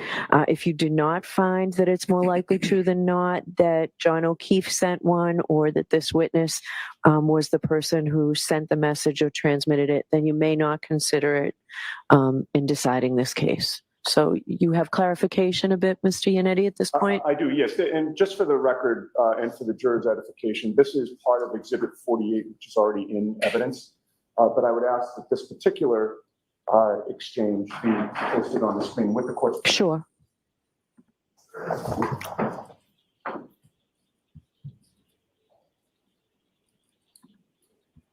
Okay.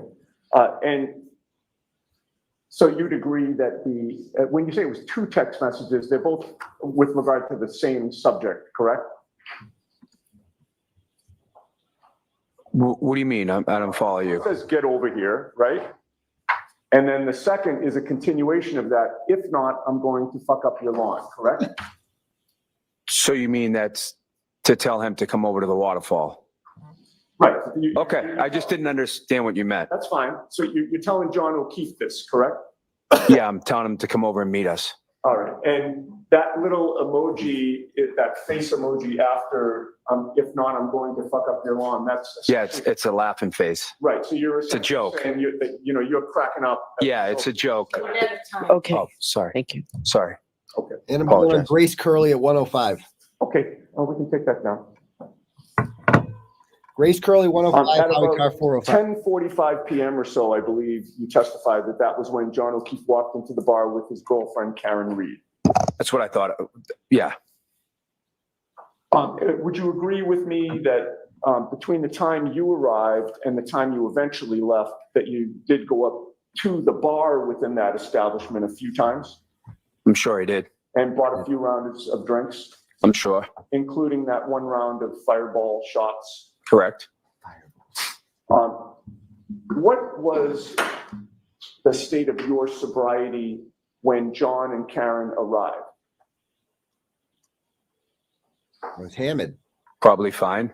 Fine. Probably. You didn't feel like intoxicated No. or unable to, perceive what's going on. You were still in control of your faculties. Yes. And is it true that after John and Karen arrived, that your wife Julie didn't want to stay any longer, or too much longer? She didn't want to. She had a headache, so she wanted to go home. Right.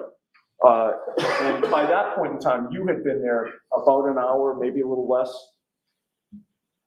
When Karen and John arrived? Right. Yeah, about an hour. And you were having fun.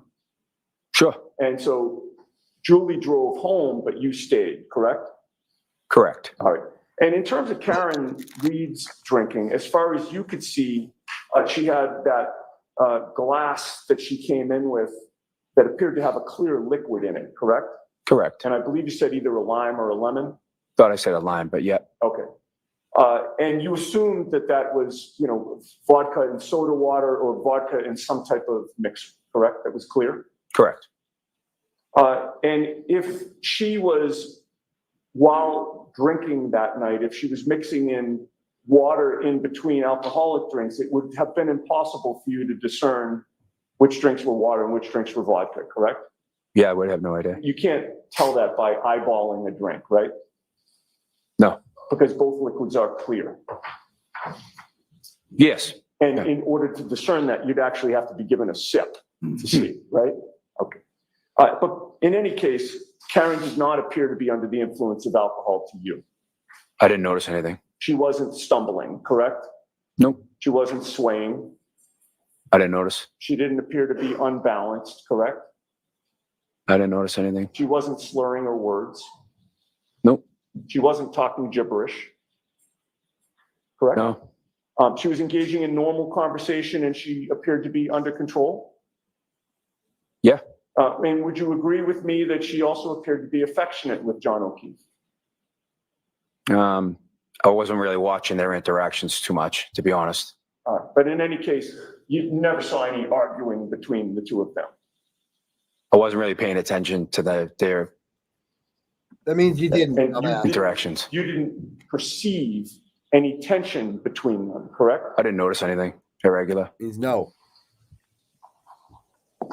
Okay. And from your observations of Karen Reed that night, and you were there probably over 2 hours, were you not?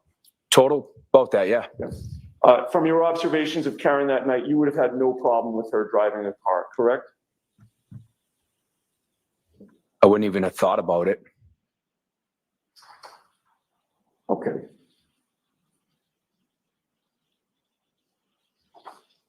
Now, would you agree with me that of the group that you had met out, that you were the last person to leave the waterfall on January 29th, 2022? I just like the name.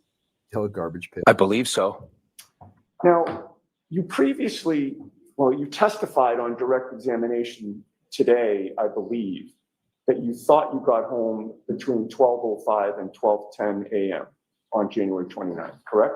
It's what I remember. If I suggested to you that you didn't even leave the bar until 12:13 a.m., would you quarrel with that? Would I quarrel with it? Yes. No, I guess not. I mean, And is your memory exhausted as to the precise time that you left the bar?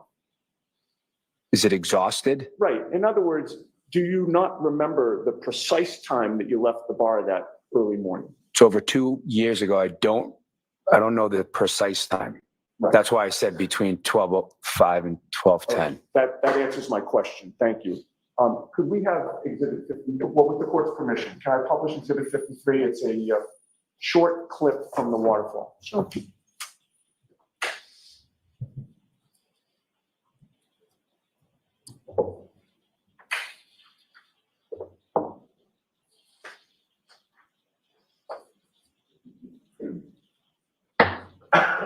He's just so stupid. It's painful. It really is. By the way, I'm going to read off some donos in a minute. If anyone else wants to read their message, you can click at the link at the top for Turtle Chat or Cash App $. $12.12.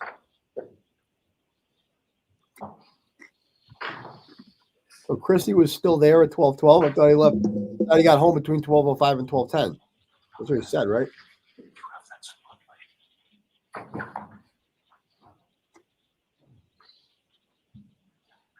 Is that him? Hugging someone?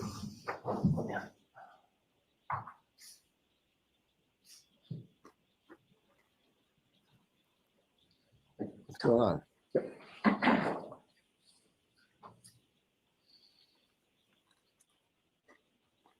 If we could pause it for a second, please. Ms. Robert, you would agree with me, this was clearly the end of the night? Sure. The lights are all on at this point. Yes. The bar appears to have largely emptied out. Yes. Okay, continue, please.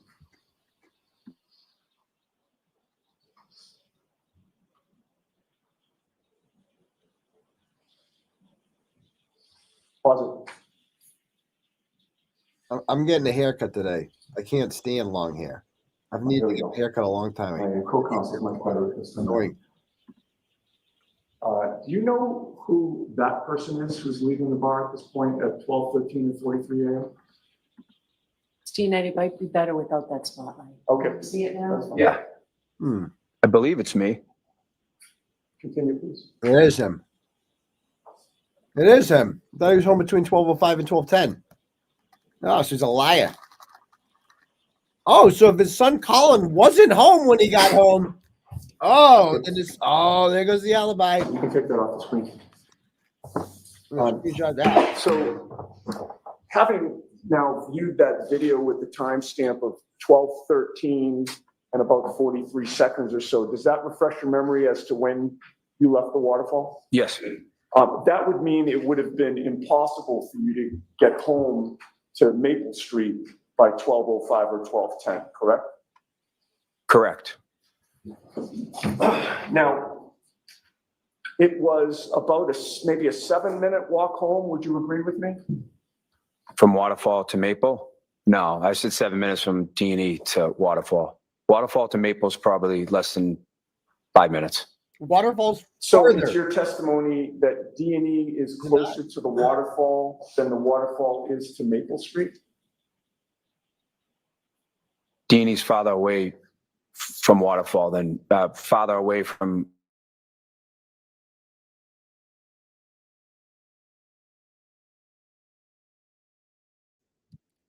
Not asking about the distance between D&E and your home.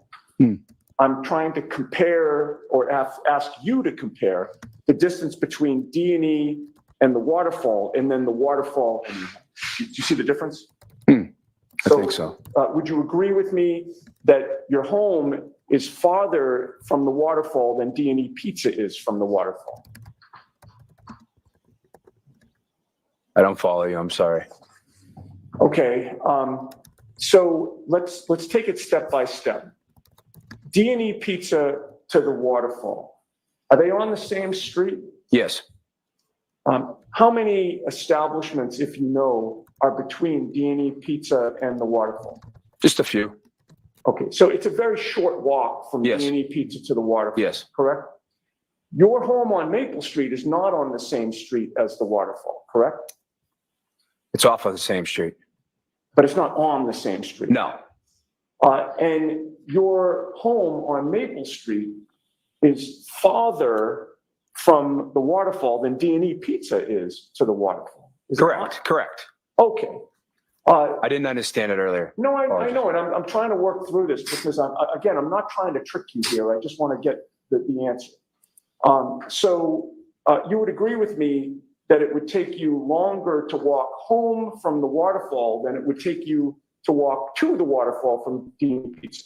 Correct. All right. And I believe you said that one walk was 7 minutes and one walk was maybe less than 5 minutes, correct? Yes. All right. The 7-minute walk would have been the walk home as opposed to the walk to the waterfall, correct? Yes. All right. So you have agreed that you left the bar at 12:13, almost 12:14, according to the video, and it would have taken you about 7 minutes to walk home, correct? Not exactly sure how. I think. Can I see Councilor Tybor for just a second, please? I mean, I'll show you the map of the area. Like, all right, so the waterfall is right here.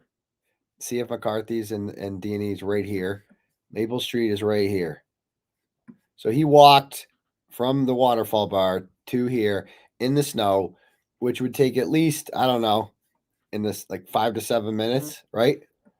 So if they got him leaving at 12:13, that means he can't get there till 12:20.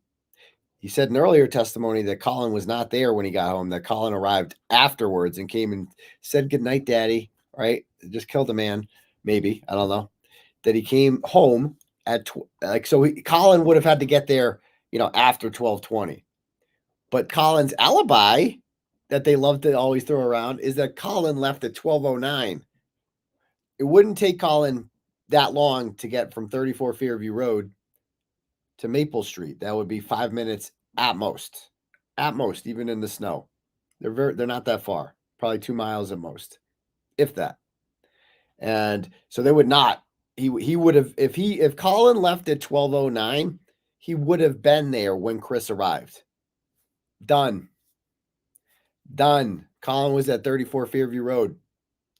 course, we see Chris at 12:13 at the Waterfall Bar. John O'Keefe had left before that. John O'Keefe is seen walking out of the bar at 12:11. So John is on his way with Karen Reed at this point, 234 Fairview Road. Chris is still in the bar. John arrives there at 12:20. Colin's still there at 12:20. Done. Done. Oh, you gotta go back. Hold on.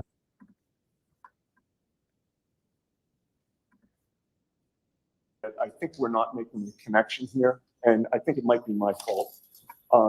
With regard to the timing of how long it took you to go home, I believe your estimate, your best estimate is about 5 minutes. Is that your testimony? And when I say home, I'm not talking about from D&E Pizza. I'm talking about that early morning when you're at the waterfall. I understand. Yeah, I'd say around 5 minutes. I think from the waterfall to Maple Street. Fair enough. So now, if you're leaving the bar at like close to 12:14, as indicated on the video, you're getting home somewhere around 12:19, 12:20, correct? Roughly, yeah. And what were you wearing that night? Blue jeans, sneakers, I think, and a sweatshirt. Okay. And it had started to snow by that point. A little bit. So the ground was a little bit either slushy or wet. Not slushy, but could have been wet. Could have been wet. And the snow had not yet started to accumulate, or had it? It didn't start. No. All right. So you're walking home, but it was cold. Correct? Correct. And would you agree that in the best case scenario, you might have had a little bit more clothing on for that cold walk home? I think I had a sweatshirt on. Right, but you could have used something else, right? Oh, probably. In light of the weather? Probably. All right, because you testified that by the time you got home, you were pretty cold, right? Correct. You hadn't, if it had been about a 5-minute walk, that was enough time for you to walk in almost shivering, correct? Sure. And given that there was precipitation, the snow had started, the sweatshirt would absorb the moisture as opposed to repel it, correct? Sure. And so you were wet as well when you walked in, right? Sure.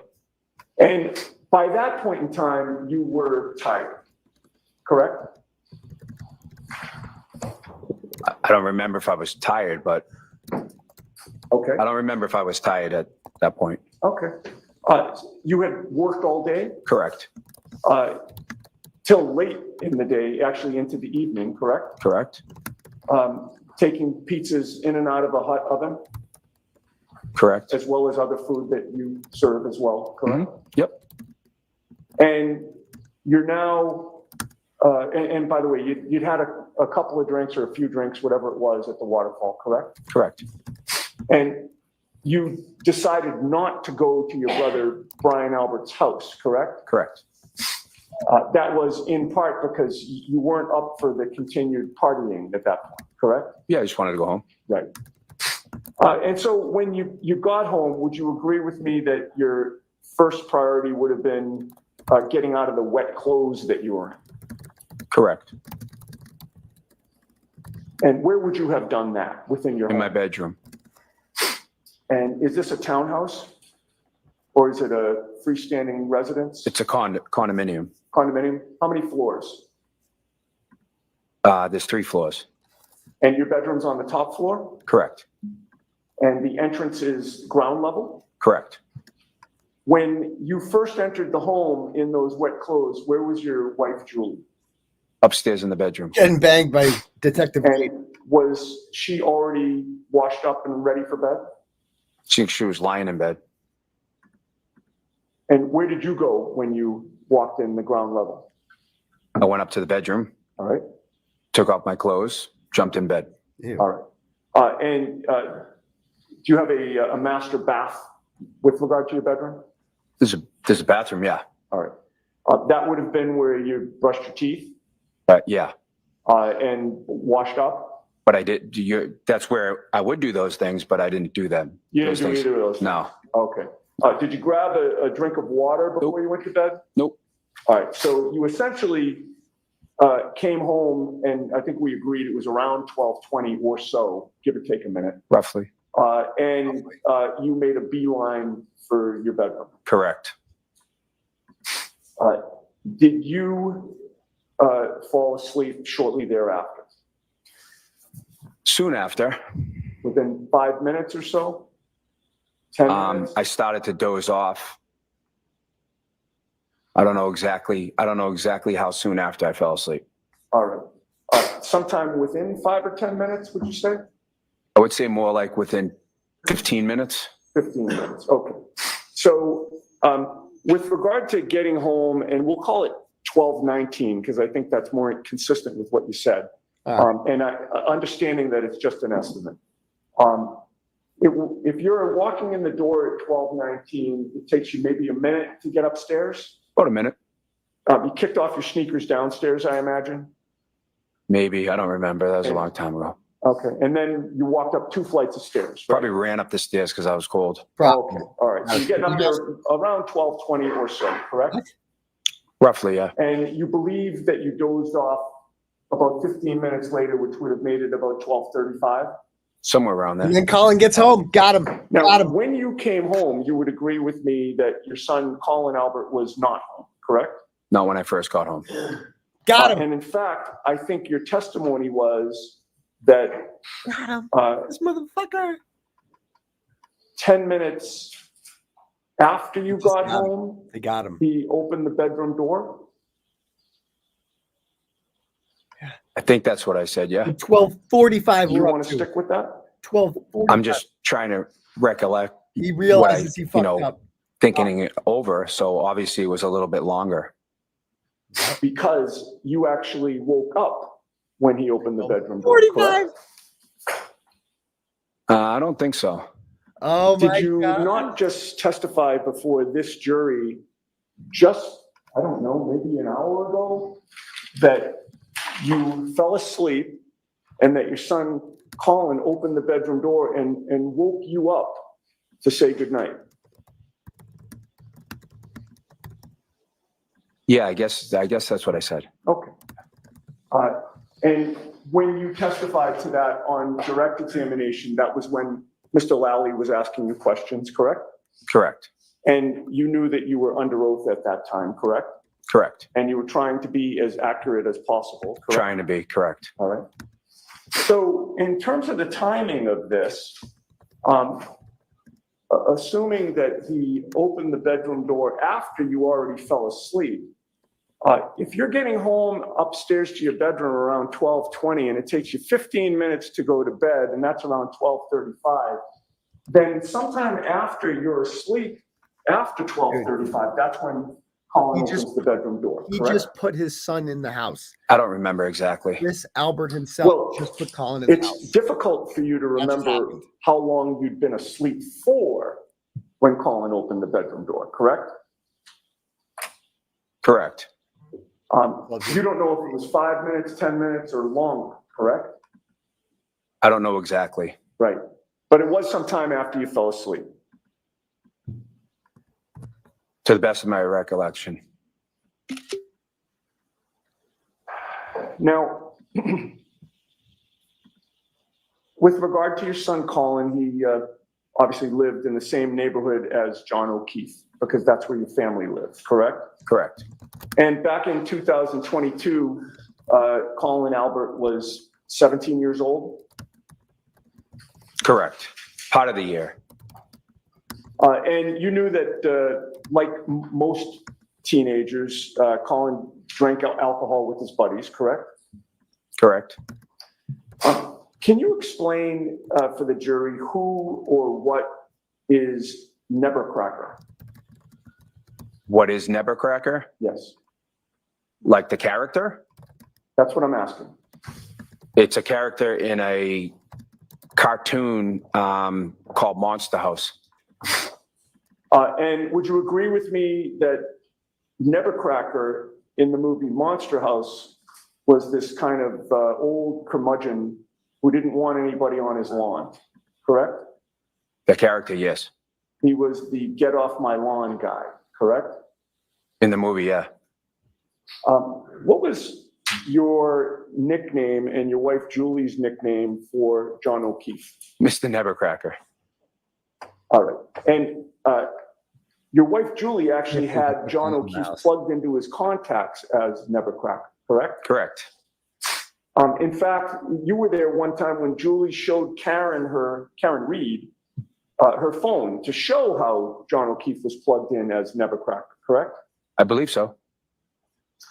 And this whole nickname started because of a conflict that Colin Albert had with John O'Keefe. Not correct. John O'Keefe complained to you about things that Colin was doing. Not correct. Really? He would tell you that Colin used to throw beer cans or beer bottles in his bushes, correct? Objection, Your Honor. So you can answer that. What's your answer? That is not correct. What? John O'Keefe told you that Colin used to flip him off, correct? Not correct. And say F you to him. Never. Colin used to cut through his yard. Nope, that was Dylan. That was Dylan. You knew that John didn't like people cutting through his yard, correct? No, I don't know that to be true. Okay. So is it your testimony that John O'Keefe invited kids to cut through his lawn all the time? I don't understand. Is that a question? It was a question. I guess let me withdraw that and ask this. John's house is not a. If John O'Keefe is Nevercracker,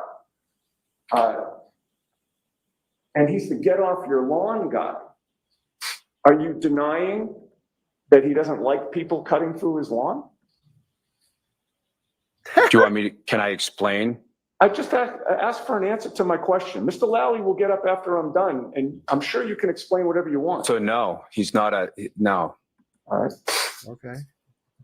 Well, you would agree with me that there was a time when John O'Keefe was not home that you and your wife Julie went to his house. That is correct. And you entered onto his property, correct? On his front property, yes. And you had drinks in your hand. Correct. And you thought it would be funny to have a photo taken of you and your wife with drinks in your hand on his property, correct? Correct. And you knew it would be funny because you knew it would annoy him, correct? Objection, Your Honor. Oh, you can go ahead. Can you answer that? Yeah, he was actually asking us to watch his house while he was away. Right, but that doesn't answer my question, which was he didn't ask you to go onto his property with drinks in your hand and take a photo, correct? He asked us to watch his property. Okay, but again, in answer to my question, the answer is no, he did not ask us to go on his property and take pictures of ourselves with drinks in our hand, correct? Yeah, he didn't ask me to send him a photo. And you would agree with me that Nevercracker wouldn't like a photo of somebody on his lawn with drinks in their hands, correct? The cartoon character, Nevercracker? Yes. Objection, Your Honor. Sustained. Next question, please, Yes. Ms. Giannetti. I have the photo.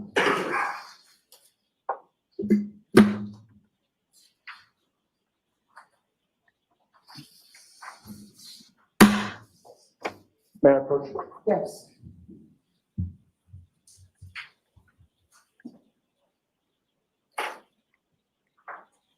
Okay. Mr. Albert, I place two photographs before you. Take a look at those and tell the jury if you recognize what they depict. I do. What do those photos depict? It's me and my wife straddling John's fence. We're giving a thumbs up in one of them and a smile in another one. Okay. And you say John's fence, so that's actually on John's property, correct? Part of it is, yeah. I mean, I don't know what the easement is from the street to the fence as ownership goes, but yeah. All right. I know the town owns a certain portion of it. Would you agree with me that that photo was taken in April of 2021? I'm not sure when it was taken, but if that's what you have for a date, then it's fine. Okay. Who took that picture?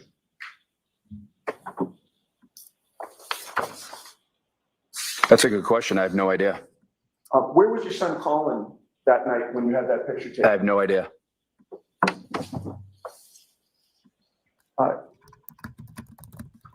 Would you agree with me that you texted those photos, or somebody texted those photos, whether it was you or your wife Julie, to John O'Keefe?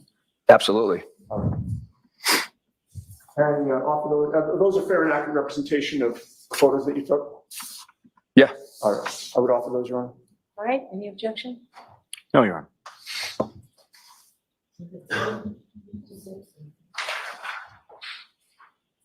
And with the court's permission, may they be published for the jury? Okay.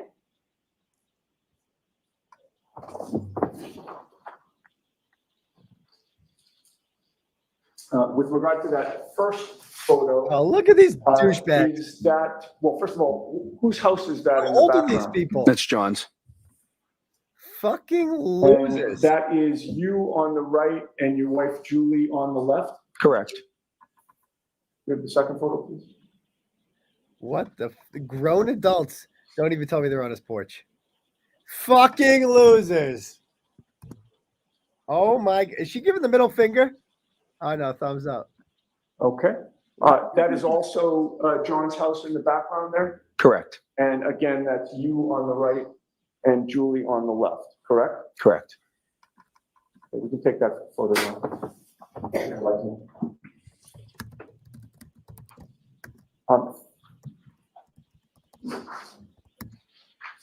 Now, would you agree with me that those photos give some context to the text that you sent him on January 28th when you were trying to get him to come out and you threatened to, quote, fuck up his lawn if he didn't come out that night?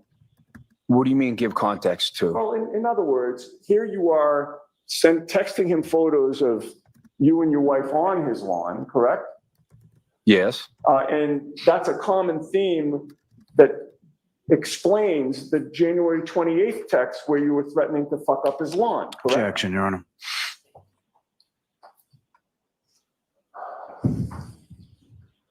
Okay. I just have one more area that I want to cover with you, sir. You previously confirmed that when you walked in your door on January 29th of 2022 after coming home from the waterfall, your son Colin was not home, correct? It's correct. At that time, you had no personal knowledge of where he had been that night, correct? That's correct. Since that time, you know that he was at your brother Brian's house that night, Brian Albert. It's correct. Your old home, correct? Where I grew up, yep. And you knew that address to be 34 Fairview Road. Correct. And you knew that that was the same house outside which John O'Keefe was found dead later that morning, correct? Correct. I may have a moment. Sure. I mean, I can't believe that shit. Like, what losers, like 50-year-old couple can't pay their bills, constantly in court, getting sued by everyone. They're like, let's fucking troll John O'Keefe. Let's take a picture. He always wants our kids off his lawn. Just one other question. Douchebag to him. Fucking losers. When you spoke to Trooper Proctor on February 10th of 2022, you would agree with me that you never mentioned that Colin Albert was at your brother Brian's house that night, correct? Objection, Your Honor. Oh, I don't remember. all right. Thank you. Brief redirect. Yes, Your Honor. Go ahead. Okay. Thank you, Your Honor.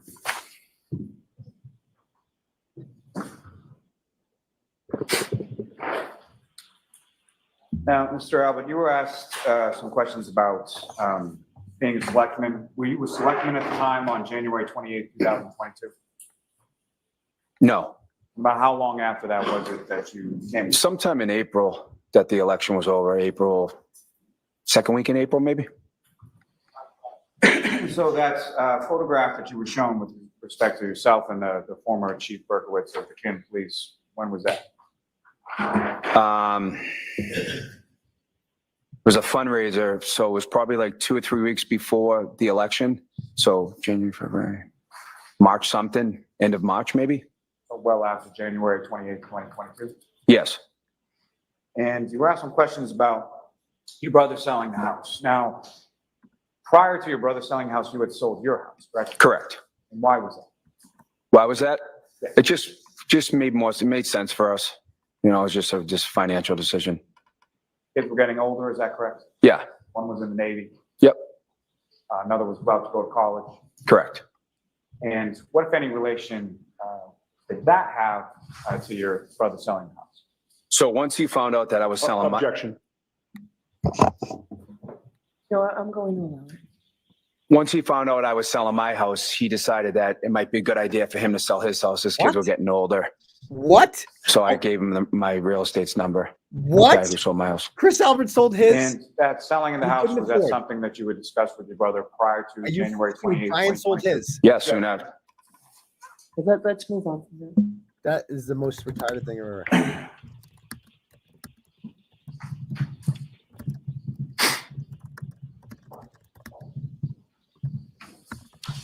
Now, with regards,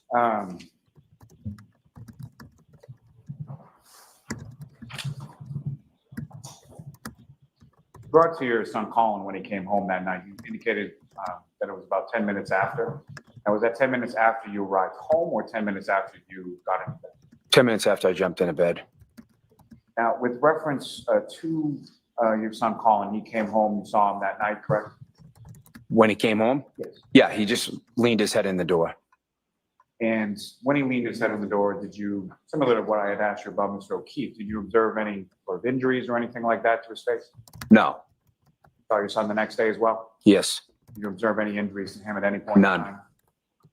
And you mentioned that you went over to your brother Brian Albert's house and both he and Mr. Higgins were there, correct? Correct.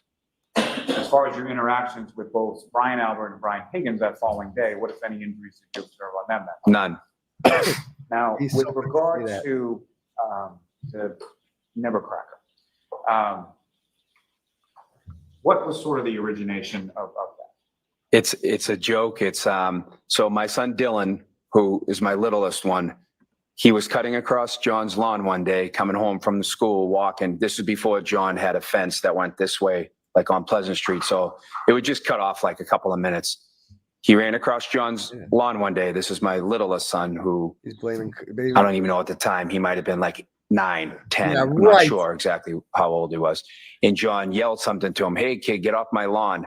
So John was just making a joke. So Dylan got scared. He ran home and told my wife, Julie. Oh. And then Julie in turn called, I think, called Jen maybe and said, hey, John just yelled at Dylan.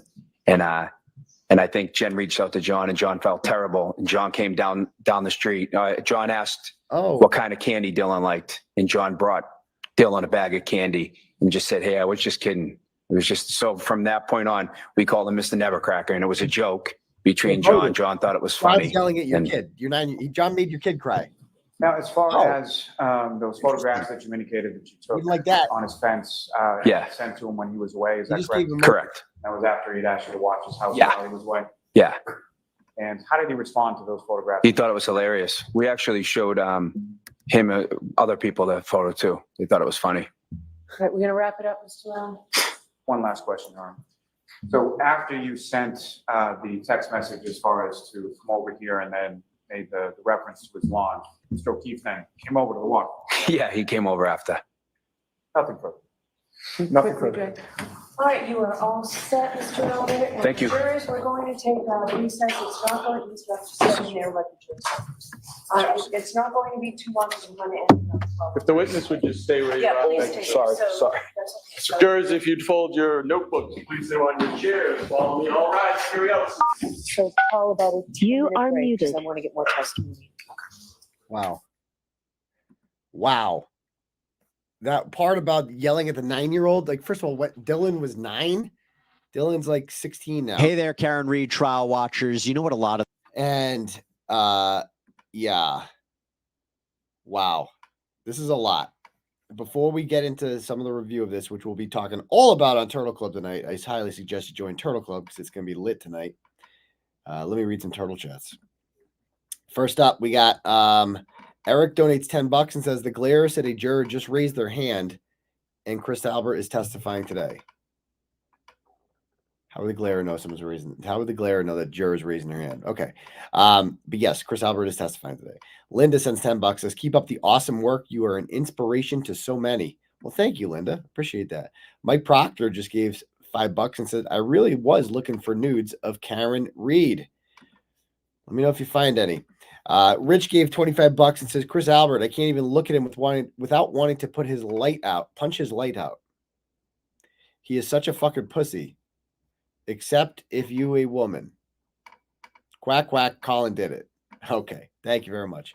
He's just so unlikable. He is just such a douche. And he is not a good liar either. Like, I can't imagine he's coming across very well right now to the jury. I just can't imagine it. Do we have a couple? Hold on. Hello? Yeah. I'm in the middle of a stream right now. Is this an emergency? Okay. All right, bye. Okay. Let me see here. All right. Christina sent $20 on the Cash App. No comment with it. Thank you. Meg sends $15 and says Brian Albert needs that charity weight loss program again. Yeah, he wasn't looking too slender there. Davis sends $5 and says the Google reviews to the pizza shop are hilarious. Yes, they are. Check out the Google reviews for Dini Pizza. You'll have a good laugh. Aaron sends $10 and says, good morning, Unc. Hoping to stay awake today. It's a lot easier to stay awake today, isn't it, Aaron? Donna sends $5 and says, kick-ass coverage. I appreciate that, Donna. Veronica earlier in the day sent $10 and says, free Karen Reed v. Chelsea, Mass. Thank you, Veronica. Holly sent $10 and said, Turtleboy bracelet. Oh, okay, cool. Tom earlier sent $25 and says, people don't realize you've been exposing corruption for years. Yes, I have. Yes, I have, sir. So this is nothing new. But again, if anyone else would like to donate to the program, the link is at the top for Turtle Chat. If you write a message, I'll read it. So if you want your message read, you can click at the link at the top and donate. You can't do Super Chat because I've been demonetized since 2021 because I had the wrong opinions about President Biden's vaccine mandate. And it turned out to be a blessing because YouTube takes like 30 or 40% now with Super Chats. It's like highway robbery.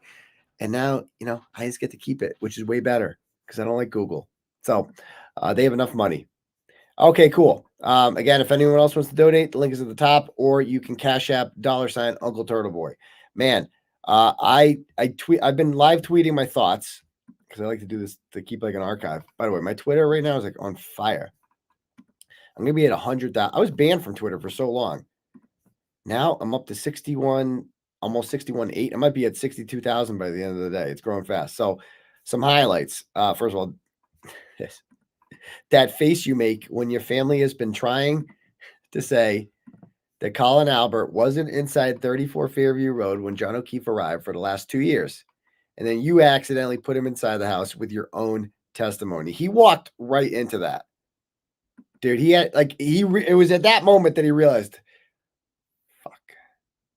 fuck, my timeline's off. Fuck. Because he said he got home at 12:05 to 12:10. And if Colin got there a few minutes after that, then that puts Colin inside his home. Let's say 12:20, right? So he could conceivably, if Chris Albert got home at 12:05, and then his son Colin got home after that, Colin could have conceivably left Fairview Road at 12:10, right? That timeline matches up.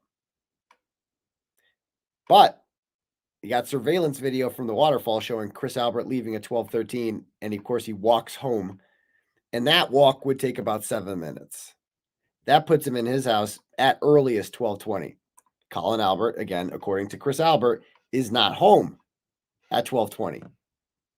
Chris Albert testified that he went upstairs. He could have said, like, his own testimony fucked him over, his own timeline. He shouldn't have even said minutes. Instead, he said he was in there for 15 minutes, I want to say. 15 minutes he went upstairs for. before he like kind of started dozing off. That brings him to 12:35. Colin's not home yet. He said that 10 minutes later, Colin got home. At earliest, Colin arrives back home at 12:45. 12:45 at earliest. Meaning Colin could not have left the house at 12:10. He could not have left 34 Fairview Road at 2:10. It does not take 35 minutes to get from 34 Fairview Road to Chris Albert's stupid condo. It doesn't take that long. It takes 5 minutes. Colin was at 34 Fairview Road. Colin called Erin Beatty at 12:33 a.m. to try to establish an alibi. That happened in real life. Got him. The Albert family, the McAlberts, have been trying so hard to keep Colin out of that house when John got there. We believe John got there at 12:20. The Commonwealth claims that John got there at 12:25. Okay? Regardless of we're right about that, but even if we were wrong and John got there at 12:25, it would still put Colin Albert in the house. It would at that time. Chris Albert's testimony puts his own son in the house. They have been trying so hard to keep that kid out of that house when John O'Keefe was there. They do not want Colin in the house at the same time as John O'Keefe. Jill Daniels, remember she freaked out at me? There was a full court press. Stupid Gretchen Voss published this dumb text message. Let's remember this text message? This is Colin, allegedly, with Allie McCabe. Allie McCabe's in blue. He says, get me after. Word, get me after. It doesn't say, word, get me after. Get him where? He doesn't say where his location is. But they claim the location is 34 Fairview Road. And that Allie arrives there at 12:10 a.m. If Allie arrived there at 12:10 a.m. and drove Colin home, Colin would be home at 12:15 at the latest. Before Chris Albert got there. Chris Albert's own testimony proves that this screenshot does not show Colin being picked up at 34 Fairview Road at 12:10. It shows him being picked up somewhere else and driven to 34 Fairview Road. That's what this text message shows. Stupid, dumbass Gretchen Voss found this sufficient enough to publish in her stupid, biased McAlbert clickbait that there is proof that Colin Albert was gone before John O'Keefe arrived. That's award-winning journalism, folks. That's why that's why they don't want me in the courtroom, because I'm the only one that reports the truth. I'm the only one that's reported on this screenshot. No one else has done this. Boom. Got him.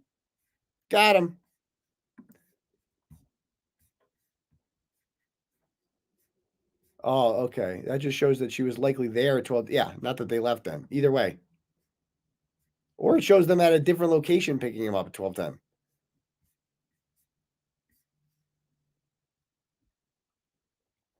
Okay.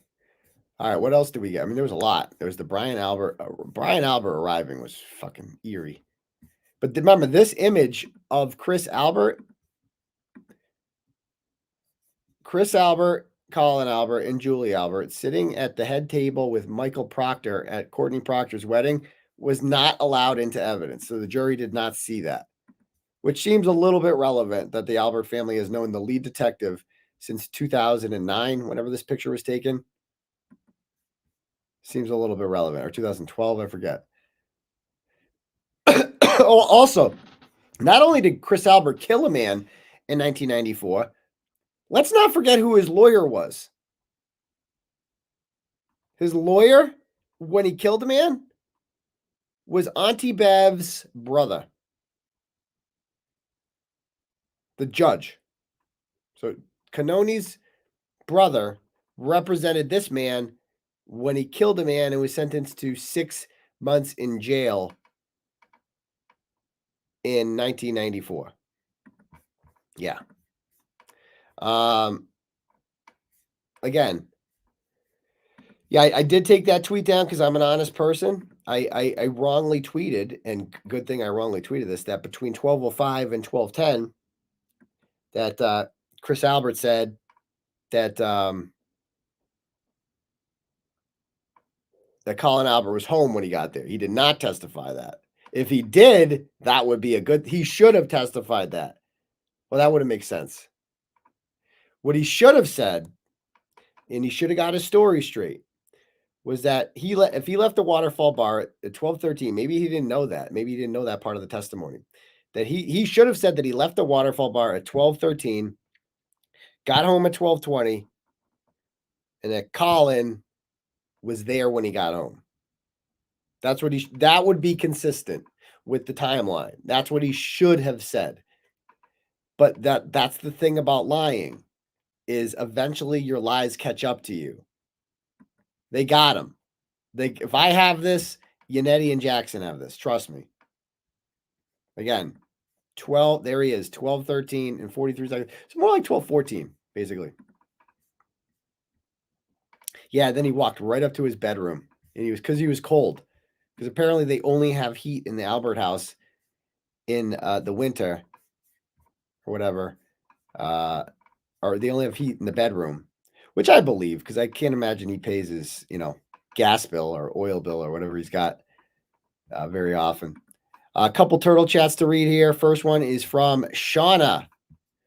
Shauna sends, let's see here, $10 and says, my 7-year-old was afraid Turtleboy would go away after the trial. I said, no way. He's been doing this before Karen, and we'll do it afterwards. She gave a high five and a yay. Nice. Nice. Now, I'm not going anywhere, kids. I'll be here when you're adults, and I'll be doing this for a long time. So thank you, Shauna. Jen sends $25, says, Lally just asked Chris about any injuries he noticed on Colin the day after. Please, and he was like real quick. He's like, nope. He was ready for that one. Same with Brian. Nope. He can't remember shit, but he remembers that. Nope. No injuries. Nope. Please tell me that opens it up for the defense to show photos of Colin in the days after. Ooh, that's a good question. That's a good question. It doesn't look like they did, so it doesn't look like they did. Maddie Toes sends $25, says, any idea how and when the defense is going to bring up the FBI investigation? I would imagine Lucky Loughran. I would imagine Jennifer McCabe. I would imagine Brian Albert. Brian Albert's in the house today, man. So there's that. Okay, cool. Jody sends $10 and says, is it me or does Chris look like he is an extra from the show Oz about prison life? I've never seen that show, but I'll take your word for it. Do we have any cash apps here? Well, yes, we do. The first one is from Naomi. She says, for Turtleboy bracelet. Hope you like the Brian Albert court video today. You shot that, Naomi, didn't you? Great footage. And C. Nesbitt sends $10. Does not put a comment, but we appreciate your donation. Got another turtle chat here from Joanne, and that says, thanks so much for all you do. Well, my pleasure, Joanne. Thank you for riding the turtle. If anybody else would like to have their message read out loud to the class, you can click at the top for turtle chat, or you can cash at me at $ Uncle Turtleboy. Let's go a little more review of what's happened here today. So first of all, there's Gretchen Voss, like just sitting there. Like real reporters have computers and they're doing stuff. She just literally takes up a seat, a really valuable seat. She's not working on a story. She doesn't have an employer. What is she doing there? She's just a gawker. Like that's all she is. She's just here for the drama, here to be a spectator. Happy Chicken Parm. Remember this incident? I got indicted for this. Chris Albert killed a man. There he hated this one. Loser. Blood pizza. Oh, there he is. On the way out of court. Remember when I got kicked out of court on February 26th? I couldn't be there because a fake victim showed up with a restraining order. And I go outside and Chris goes on my way out. That's a bitch, huh? Yeah, you sounded real scared there, Chris. You sounded real scared there. Yikes. What else do we got? And by the way, this is a picture from yesterday. This is the Peggy's Angels people. Jennifer McCabe started the support group after John O'Keefe was murdered, and she helped murder him. For Peggy O'Keefe, the mother of John O'Keefe. They call it Peggy's Angels, and they would take her out and make her feel special. And it's how Jen McCabe stayed close to the O'Keefe family and kind of made it impossible for them to believe that she could have anything to do with this. Well, look in this picture that we posted. This is in April of 2022. Carrie Roberts, Laura Sullivan, who's testifying against Karen, John's mother. Not sure about that. That's John's daughter or niece, Horseface. And this is Katie Camerano, the woman who testified yesterday and cried. Remember her? And she gave testimony, I thought, that was pretty helpful to Karen Reed. I mean, don't you guys think that the Cameranos' testimony yesterday was, they seemed to really care about John. And I would say that their testimony was favorable to Karen Reed because they said that, they had a good, normal relationship. If she wanted to, she could have said that Karen was, crazy and bad. So I'm a little confused here because she's with, if you're in a picture like this, you're cool with Jennifer McCabe. Of course, the Google search doesn't come out till a year after this picture is taken. So perhaps her mind has changed. I think one thing we learned yesterday from the Greeks and from the Cameranos, especially the Greeks, those two are full team free Karen Reed. No doubt about it. The Greeks 1000% believe in Karen Reed's innocence. There's no doubt about it. I think they hugged protesters on the way out. Like they couldn't wait to say great things about her relationship. They were very impressed by Karen Reed, and they said bad things of McAlbert's, that Jen McCabe was acting suspicious, trying to get them over a lot, trying to get John over the house, especially a lot, almost as if they were lured there. The guy, Nicholas, he witnessed the stupid, we'll talk about this on Turtle Club today. I mean, who the fuck does that? Kind of grown-ass 50-year-old men getting like play fights at the bar. Seriously, what's wrong with these people? Yeah, they smiled at Karen. Yeah, they seemed likable. Like that guy was cool. That dude was cool. What else do we got here on the Twitter? Okay. Yeah, they called themselves rituals. I thought that was weird. Like, we call them rituals. Like, dude, these are people who get the family crest tattooed on their chest. Like when they turn 18. Like it's not a family, it's a cult. Chris Albert said he didn't eat pizza the night John O'Keefe was murdered because he was in a weight loss challenge with Matt McCabe and Brian Albert. So safe to say Matt McCabe did not win that competition. Safe to say. What else did we learn today?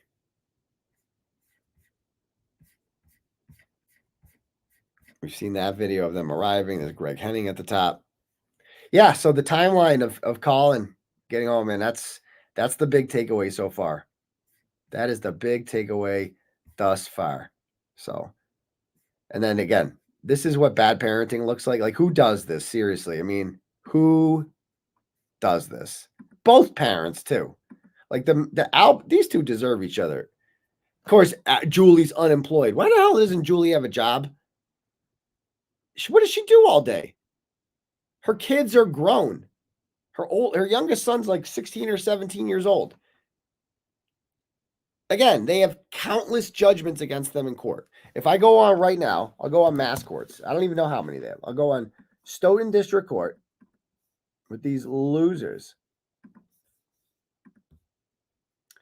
District Court, Stoughton,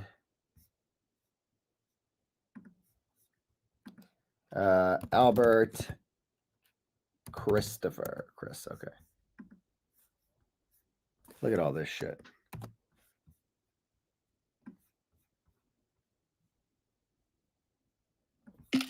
I'll show you. This is just Chris. This is just Chris.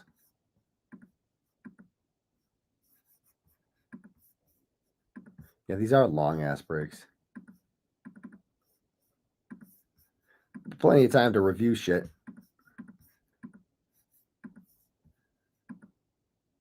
These are all Chris's current judge court. You know, all these small claims. His last one was in 2018. That's the last one. So at that point, I believe they started using his wife's name for credit cards because his credit, he couldn't even get a credit card probably. I mean, these are people who have to like get groceries at the grocery store and get to the front of the store and then return them. That's happened before. That's not an exaggeration. That's literally happened. So let's look up Julie Albert. See how many she has. Much more recent. Let's see. She's got 8. 8 judgments. Let's pull it up.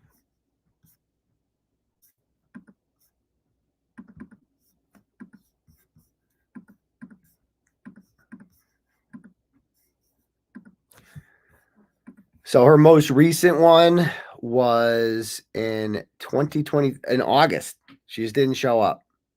Small claims between 2,000 and 5,000. I mean, these are losers, dude. These are people who just don't pay bills. They just don't pay bills. They're not into that. Not their thing. And then this is how they behave. Like, this is a picture they take with their freaking son. Like, who takes a picture like that with their son? Look at them. These freaking losers. Losers. And then this one. I mean, these are real losers. Like, look at that. So John doesn't like people on his front lawn. And he busts their chops about it. Makes their he says 9-year-old Dylan cried. Bullshit. And so they're upset. And so what do they do to, they're trolls. They're just like these grown adult trolls who don't pay their bills and are like, yeah, let's go take a picture on John's front lawn and then send it to him. Just be like, fuck you. We're on your property. Fuck you, John. I mean, look at this shit. Who took this picture too? Is it Mark Grossman? He's a select board member. Right. This guy got elected. Yeah, they'd fit right in with her. They'd fit right in with her, wouldn't they, folks? So let me check the turtle chat real quick.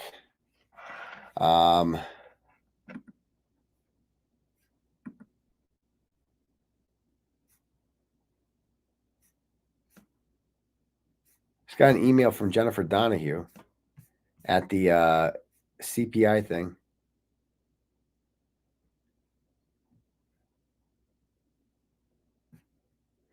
Please. No, it's May 1st, right?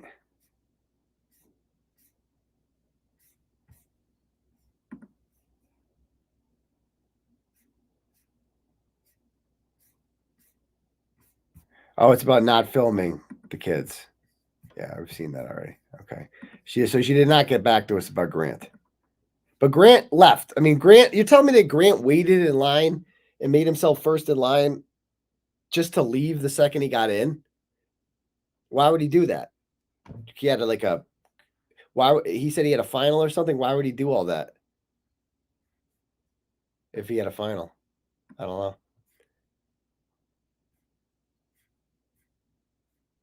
Yeah, this was my favorite one, that he testified that, well, Brian Albert sold his house months after John O'Keefe's body was found on the front lawn because Chris Albert sold his house the year before. Because I don't know about you guys. When my brother sells his house, I sell mine. That's just what we do in my family. At least in the Albert family, it works that way. Oh, you sold your house? Well, why'd you sell your house, Chris? Oh, you can't afford the mortgage because you're a degenerate? Cool. Well, I'm going to sell my house too. We're going to downgrade. Because that's what brothers do, right? When one sells their house, the other sells their house. The fucking lies these people have to come up with for their shady behavior. They're back? Okay.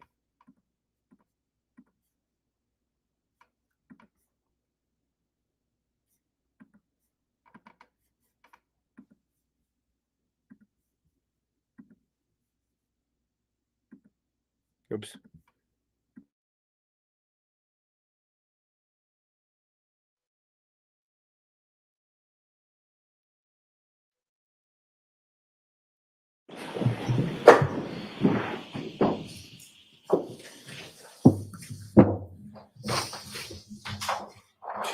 All right, so Mr. Lally, who's your next witness?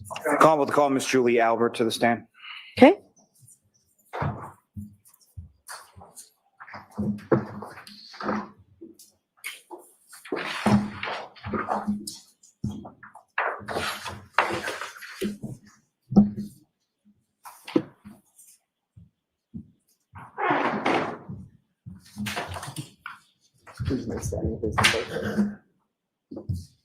Raise your right hand. You solemnly swear the evidence you give the court and jury in the case down here, should be the truth, the whole truth, and nothing but the truth, so help you God.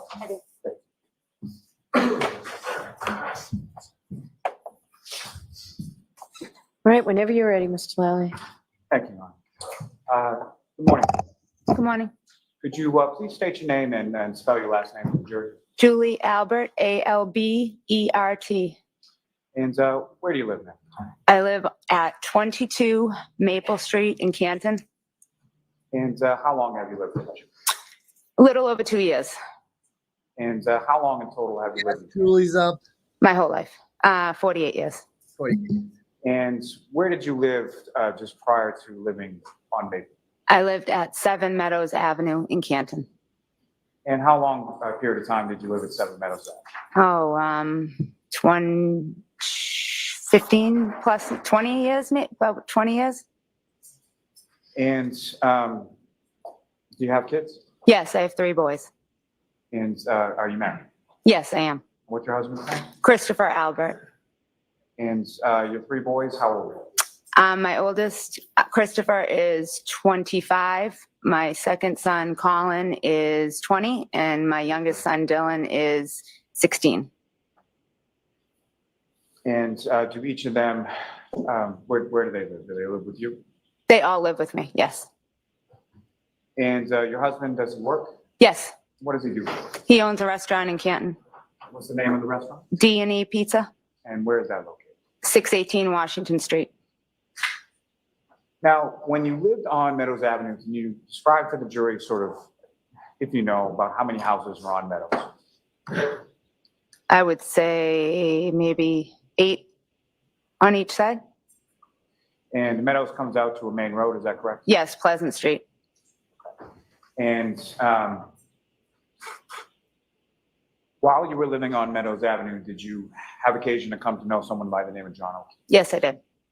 And where did John live in relation to you? John's house was at the top of the street, and there was 2 houses between John's house and my house.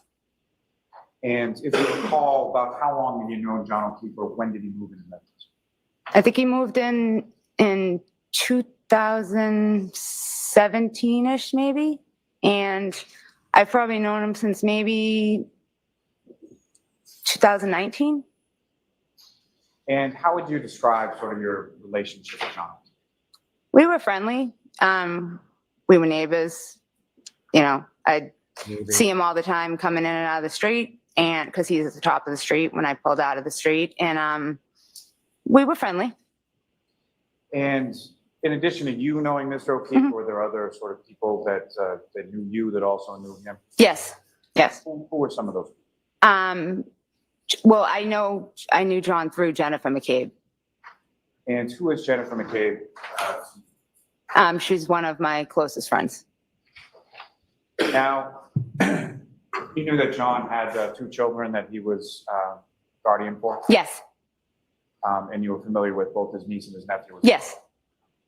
Now, at some point through Mr. O'Keefe, did you come to know somebody by the name of Kearney? Yes. When about was it that you met Ms.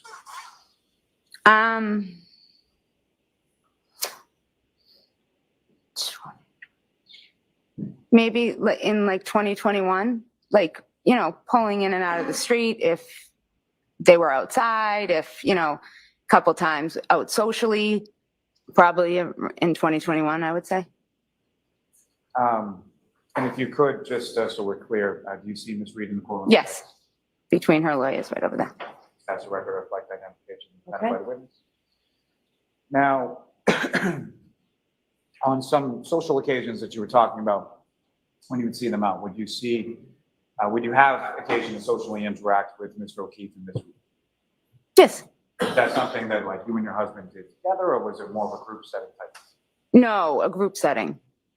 And with reference to, did you have occasions where you would socially hang out or interact with Mr. O'Keefe in which Ms. Reed wasn't there?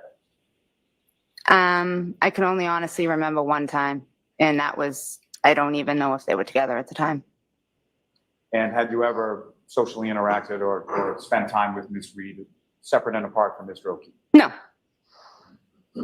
Now, if I could turn your attention to January 28th, 2022. Do you recall that day? Yes. Do you recall what day of the week it was? Friday. And what, if anything, did you have plans for that particular evening? The next day was my nephew's birthday. So we were all, a bunch of us were going to go out that night, the night before, to a bar in Canton. By the night before, you mean the night before his birthday? Yes. And that nephew, what was that nephew's name? Brian Jr. And if you know about how old was he turning, or how, well, let me start with this. How old is he now? He's 24. So just turned 24 a few months ago? January, yep. And so he would have been turning, what, 22 at that point? Yes. When we say we had plans to sort of go out, who was the we? Myself, his mother, Nicole, my niece, Caitlin, and a couple of Brian's friends. Now, and you mean Brian Jr.'s friends? Yes. And so Brian Albert Jr. has a mother named Nicole Albert, is that correct? Yes. And how is she related to you? She's my sister-in-law. Our husbands are brothers. So your husband Christopher has a brother? Brian. Okay. That would be sort of Brian Sr. for lack of a better term. Yep. Your husband Christopher, how many siblings does he have? 6. And Brian is the oldest? The oldest, yes. And so there were plans to go out that evening, the day before Brian Albert Jr.'s birthday, correct? Yes. And what were the plans? What did they sort of consist of? We were just going to go to Waterfall. And is Waterfalls, where is it? It's a bar in Canton on Washington Street. And from your husband's pizza shop at Kearney to the Waterfall, about how far away are the two from each other? Very close. I mean, 200 steps maybe. You can, very, very close. Same side of the street or No, opposite sides. Now, when it came to that day, where did you go? Did you go to the Waterfall first or somewhere else, or if you know? I went to my sister-in-law Nicole's house to pick her up. And you know the address where your sister-in-law and your brother-in-law live? 34 Fairview, where they lived, 34 Fairview Road. And that was somewhere that you had been numerous occasions before? Yes. And when you arrived at 34 Fairview Road, you went inside the house?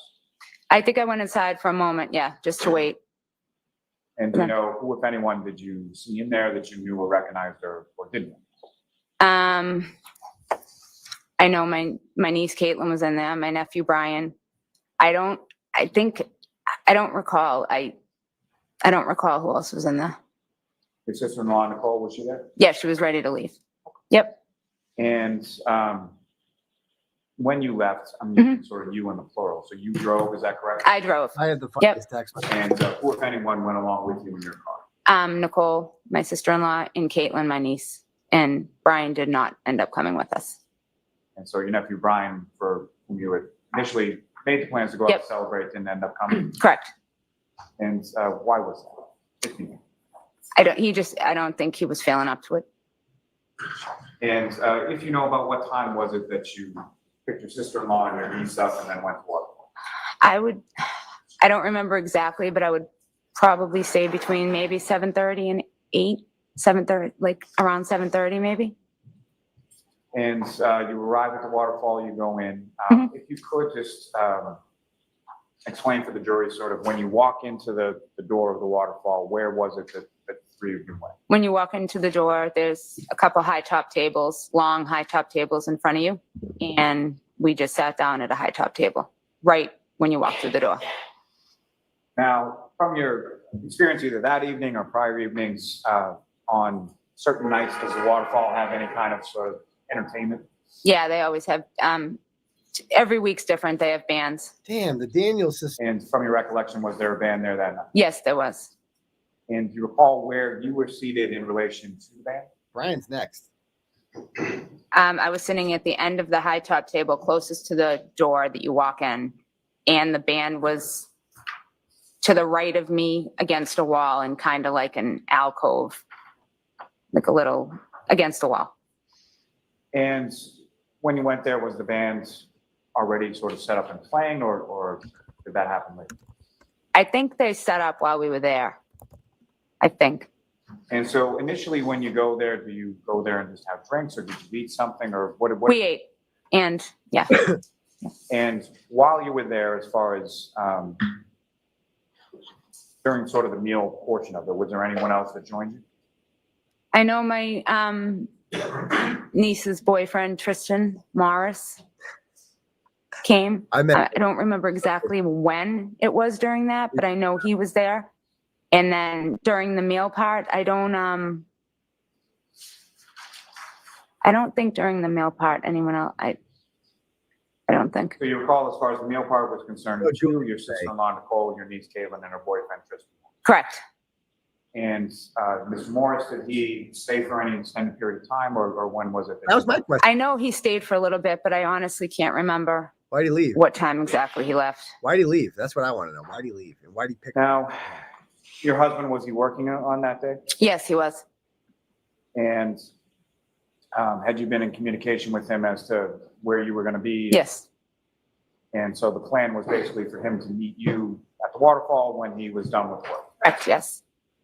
And if you know about what time was it that your husband, Christopher, came over to the waterfall? Maybe not 9:30, 10, maybe. I don't remember exactly. Just yeah. You know approximate time. Yeah. So at some time around 9:30 or so, your husband, Christopher, comes over to the waterfall? Yes. And what, if anything, did he do when he got I came in, yeah. He came in, did he get anything to eat, anything to drink? Yeah, he probably ordered a drink and just stood by the table, I would think. And you and the people in your group, were you drinking that night? Yes. What is it? Do you recall specifically what you had to drink? I think I had just a couple glasses of wine.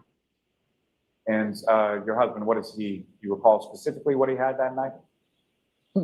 What he would drink is Miller Lite. And that's sort of typically what he would drink when he was out? Yes. And your sister-in-law, Nicole, I don't recall what she was drinking? I would assume White Claw, a White Claw. I'd assume. And same question with regard to your niece, Kate. Yes, probably White Claw as well. Now, while she's chewing gum, like what the fuck? Oh, it's her chin. Wow. While you were there, who, if any, so after your husband came in, who, if anyone else, sort of came in and joined the group that you were with? My brother-in-law, Brian Albert, and his friend, Brian Higgins. And obviously, you know your brother-in-law, Brian Albert, correct? And yes? you know. Yes. Thank you.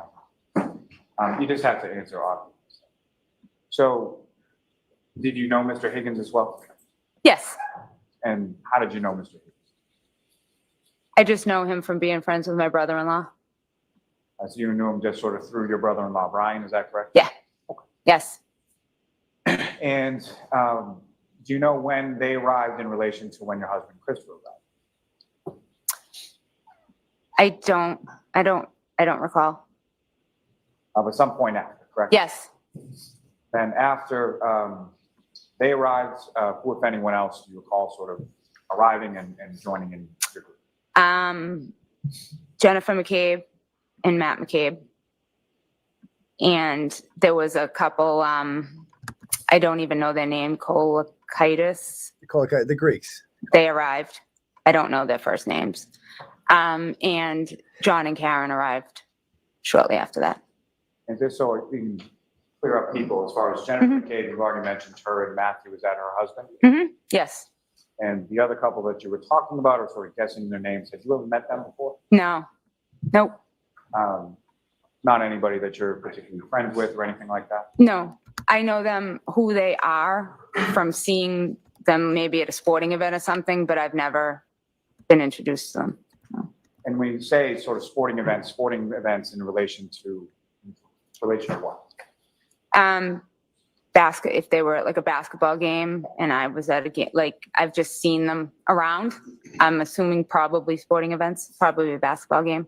And I'm sure it's pretty well understood with this. I just want to clarify. So when you say sporting events, these are kids' sporting events? Kids sporting events, yes. And so which kids' sporting events would you be at that you would see this couple that you didn't know? Your kids or something? No, Jennifer McCabe's kids. Okay. So you would go to sporting events for Jennifer McCabe's kids and see this couple? Yes. And if you know about how long after this Brian Albert and Mr. Higgins arrived, did the McCabe's and this other couple arrive? I don't remember exactly. But after Mr. Albert and Mr. Higgins, correct? Correct. Now then, you mentioned Mr. O'Keefe and Ms. Reed came in at some point as well. Mm-hmm. So you have to make sure you say yes or no, okay? And the other thing you say, I assume or I guess, don't answer. If you don't know, you don't. Okay. And if you know, about what time was it that Mr. O'Keefe and Ms. Reed came? Well, before 11 o'clock? What is with all the alarm? What is with all the sirens in Dedham? Like, what is going on in the town of Dedham where there's all these alarms all the time? Okay. And with reference to when Mr. O'Keefe and the defendant, Ms. Reed, came into the waterfall, where were you in relation to sort of the high top table that you were describing? I was at the top of the high top table closest to the door. And when they came in, where did Mr. O'Keefe and the defendant go? John walked in and said hello and kept on walking, I think, to the bar. And Karen came in and stopped at the table to talk for a minute. And during the time that she stopped at the table to talk for a minute, what, if anything, did she do? She opened her jacket and had a glass and pulled the glass out and started drinking the drink. And as far as the drink in the glass, what, if anything, did you observe as far as color or anything like that? Clear. And the glass that she had, could you see, so the clear liquid inside it, how much of the glass was full of that? I don't recall. And she placed it on the table, is that correct? Mm-hmm. Yes. And what was your reaction to that? I think I laughed and said, made a comment like, you're crazy or something, just because she walked in with the glass.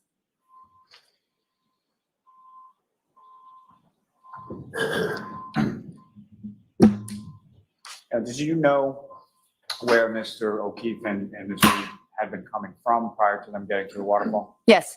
And where were they coming from? CF McCarthy's. You're familiar with that establishment? Yes. And where is that in relation to the waterfall? It's maybe 200 steps right next to my husband's restaurant. So on the same side of Opposite side. Opposite side. On the same side of Washington Street as your husband's restaurant? Yes.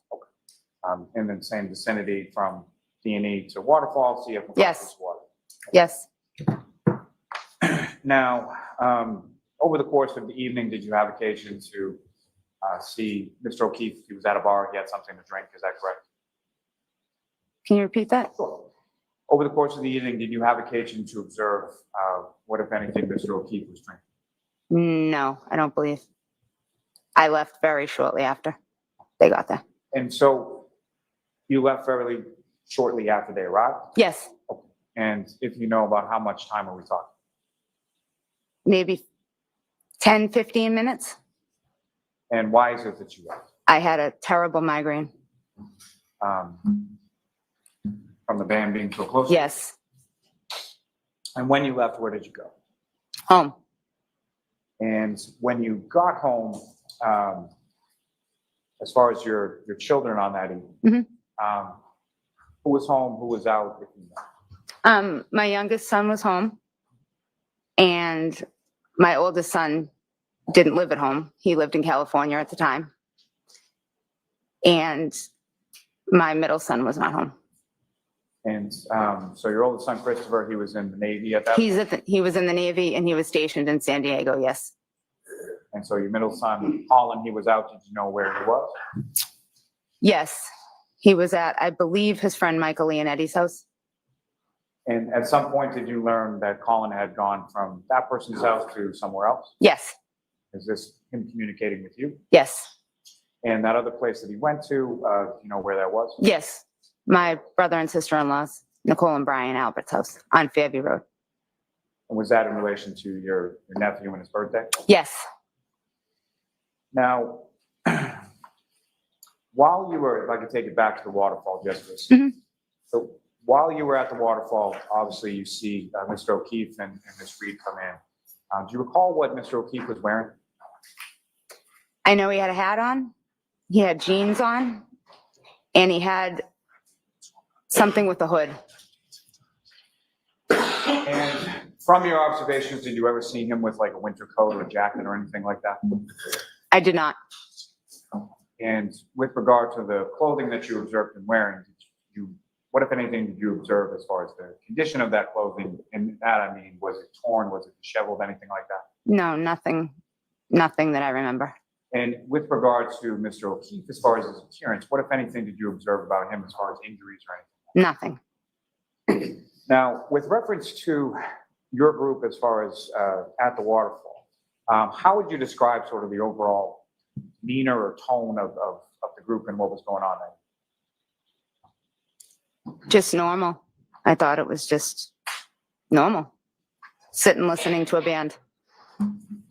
So at least during the time that you were there were no sort of arguments or disagreements or anything like that? Nope, nothing. And specifically to Mr. O'Keefe and the defendant, Ms. Reed, while you were there, during the short time that you were there when they were there, did you observe anything as far as any arguments or disagreements or anything like that? No, I did not. Now, at the time, so during that time between when they arrived, you mentioned that John went up to the bar, correct? Yes. And where did the defendant go?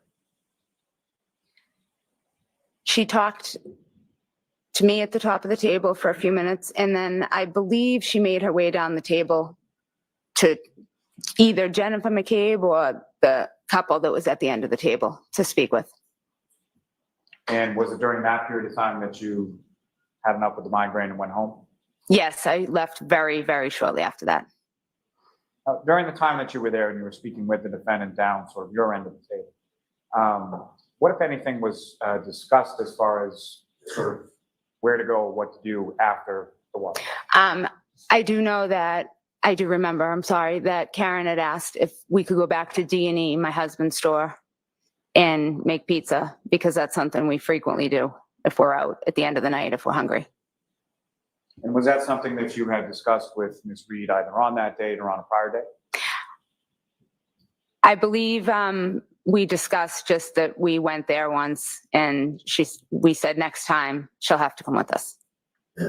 Was that something that was discussed as a possibility or something that was going to happen that night? I think right away, I just wasn't going to do that because I wasn't feeling well. And I think I might have said, talk to Chris, because I wasn't going to do it. And is that something that she mentioned over the course of that evening once, more than once, or something? Just once to me.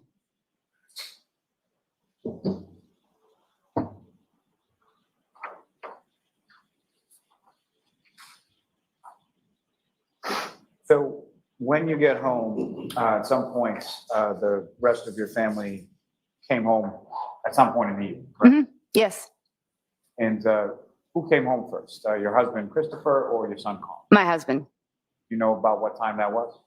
I want to say about after 12, maybe 12:10, around there.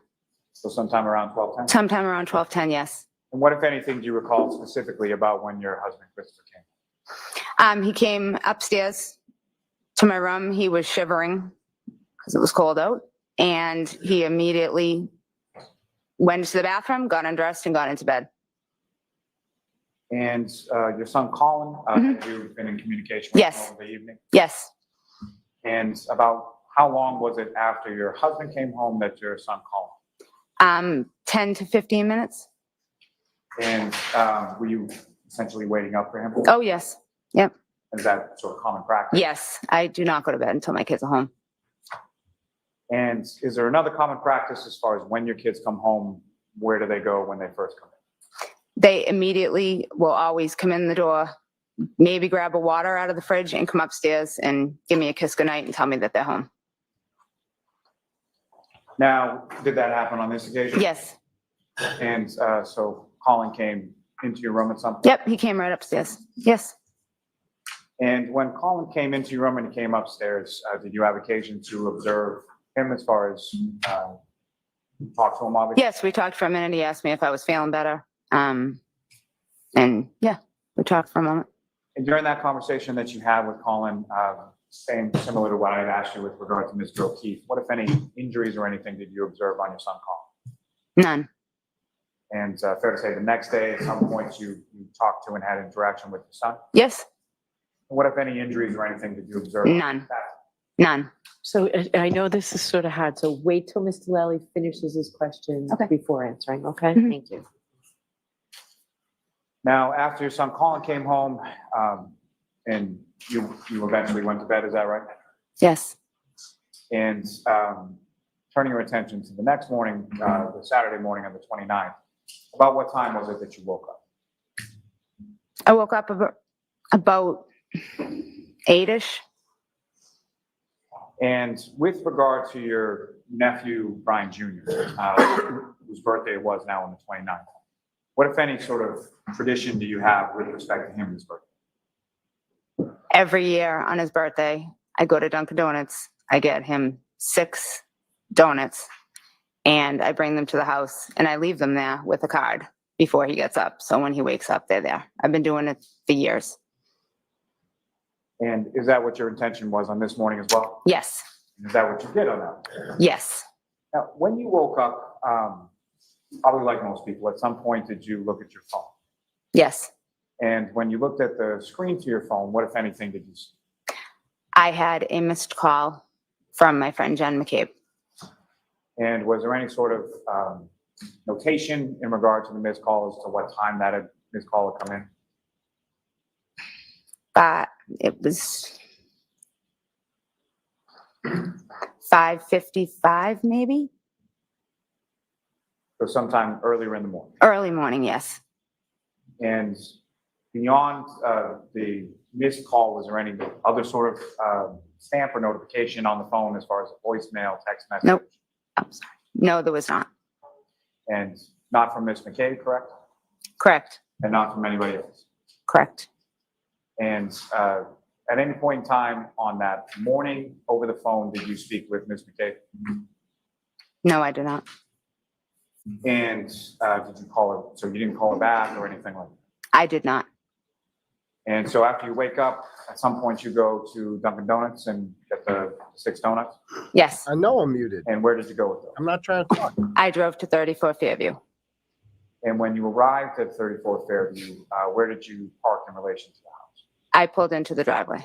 I'm not muted. And when you came up to the house and you were driving to the house, at this point, what was the weather like? It was coming down. The snow was coming down pretty good. And with reference to the house, what, if anything, did you the notice donuts thing. out of the ordinary with regard Yeah. to the house or the street or anything else? Like, what kind of tradition is that about? Jennifer McCabe's car was in the driveway. And as far as any other vehicles on the street or anything like that, what was going on at that point? I don't recall. I don't. Nothing you can recall? No. Oh, what time was this that you got there? 8:30, 9 o'clock, 8:30. Around that. And when you get there, you pull in the driveway, what did you do? I opened my car door. I got out to walk to the car in front of me to leave the donuts and card inside my nephew Brian's car. And Brian Albert came to the door. Brian Albert Sr. came to the door and he told me to come in, asked me to come in for a second. And I said that I didn't need to. And he said, I'm just leaving these get this gift for Brian Jr. And he said, no, just come in for a second. So I went into the house. And when you walk into 34 Fairview Road on that morning, who, if anyone else was there? Nicole Albert, Brian Albert, Brian Higgins, Jennifer McCabe, and Matt McCabe. And where were they in relation to the house? In the kitchen. And what, if anything, did they tell you at that time? When I first walked in, nothing. Everyone was just sitting there, and I was looking around, and everyone was visibly upset. And I asked, what's going on? And another maybe 30 seconds went by, and Jen said, something's happened to John. And I said, John, she said, John O'Keefe. And I said, is he okay? Objection. No, I'm going to allow it. I said, is he okay? And she said, we don't know. And that was that. And after hearing that information, how long were you at your brother and sister-in-law's house that night? Probably about half hour, 45 minutes, maybe. And where did you go from there? I went home to wake my husband up to let him know what had happened. And at some point after you go home and wake up your husband, where did you and your husband go? We went back to I woke up my husband, told him what had happened, and we went back to Fairview. And so the second time that you had gone back to Fairview, how long a period of time were you there that? I would say probably half hour, not long. And then after that half hour or so, where'd you go out? Back home to my house. And during either of those occasions when you were at 34 Fairview Road on the morning of the 29th, you had occasion to talk and observe Brian Albert Sr., correct? Yes. And similar to questions that I asked you with regard to Mr. O'Keefe and your son Colin, what, if any, injuries or anything out of place did you note with respect to Brian Albert Sr.? Nothing that I saw. And, same question with respect to Mr. Higgins, as far as you made observations and spoke at least in the same room as him on that morning? Yes. And what, if anything, did you observe as far as injuries or anything else on Mr. Higgins? Nothing.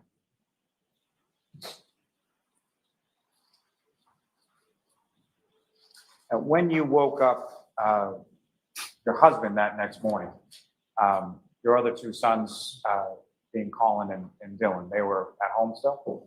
Yes, they were at home still asleep. And with regard to when you went to Fairview, came back with your husband, went back to Fairview, and then came back again, were they still asleep? I don't remember. You recall, well, let me put it this way. As far as your sons, did either of your sons come back with you to Fairview Road that day? No, they did not. And do you recall whether or not either Colin or Dylan was awake when you left the second time to go to Fairview? No, he was there at 3 a.m. I don't. The Port Edge was there.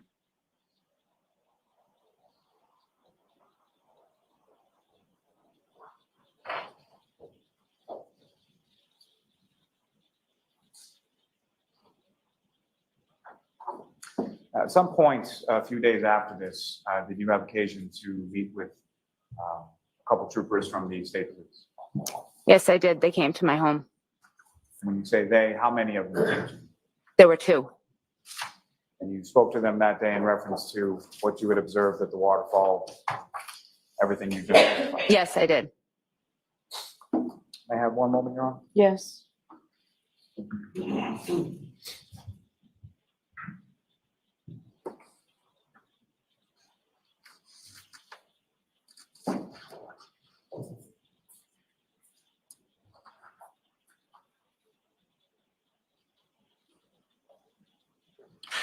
Just one last question.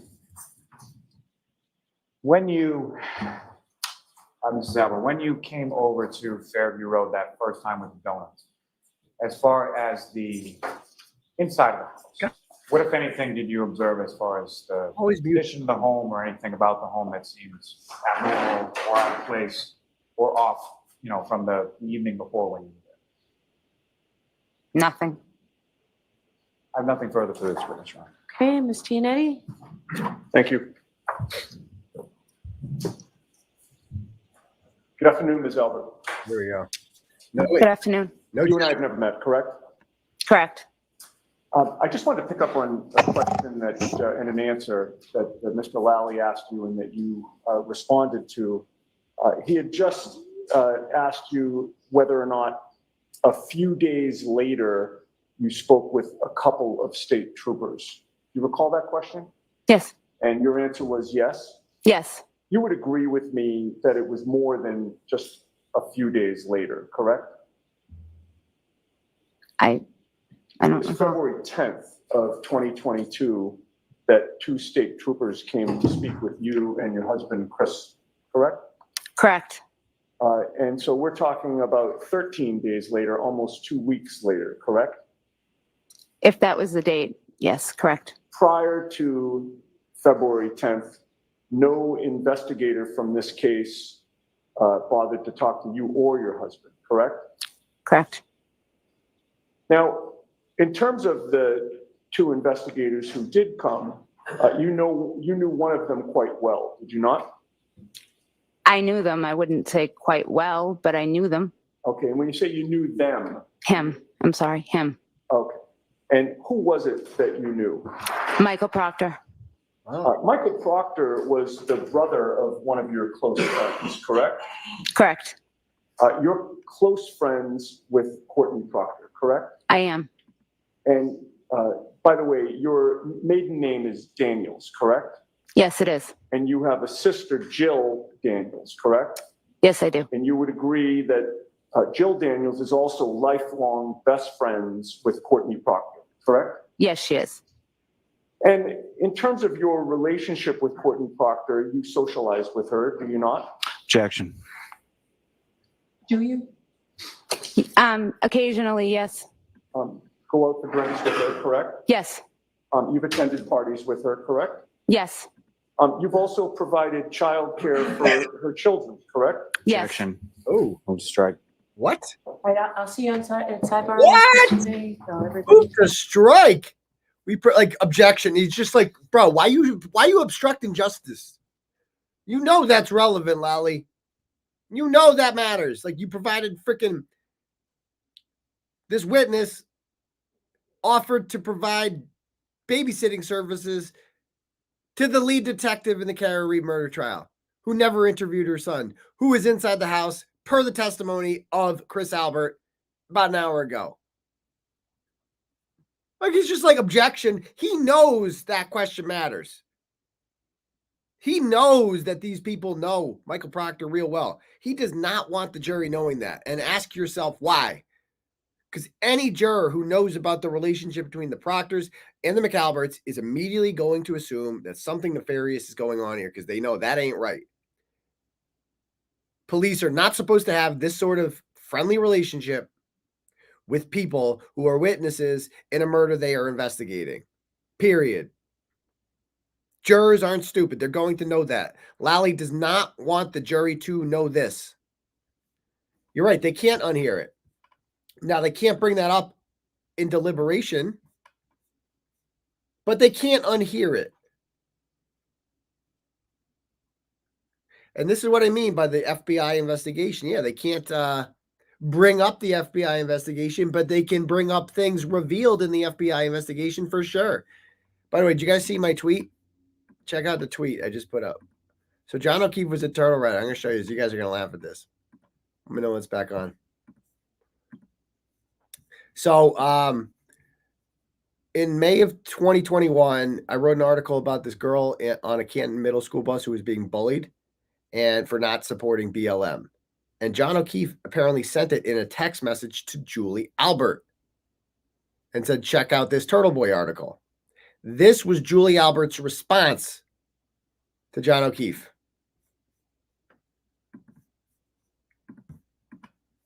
Oh my God, I read it this morning.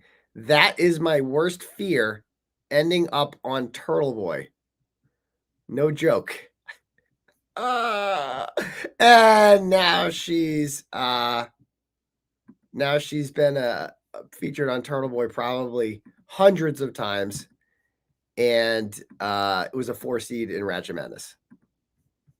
Is that not fucking hilarious? It's my worst fear ending up on Turtleboy. Dude, these people loved Turtleboy prior to me exposing them for covering up a murder.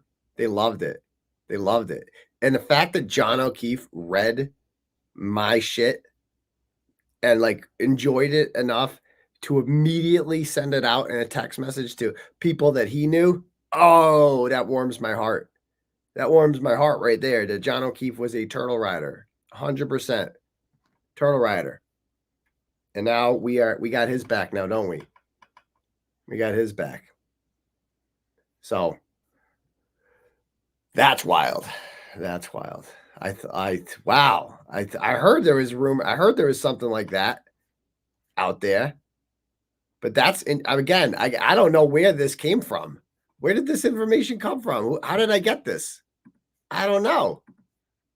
I don't know where this came from. Again, the witness on the stand right now said it is in 2021, said it was her worst fear to end up on Turtleboy. And,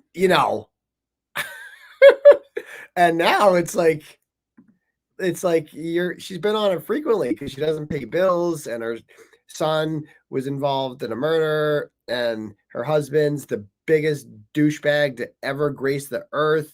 And, like she doesn't pay her bills, and her sister is ratchet ass Jill Daniels. Like there's just a lot that Julie Albert's on. So it was her biggest fear. It was her worst fear. And it came true about 2 years later.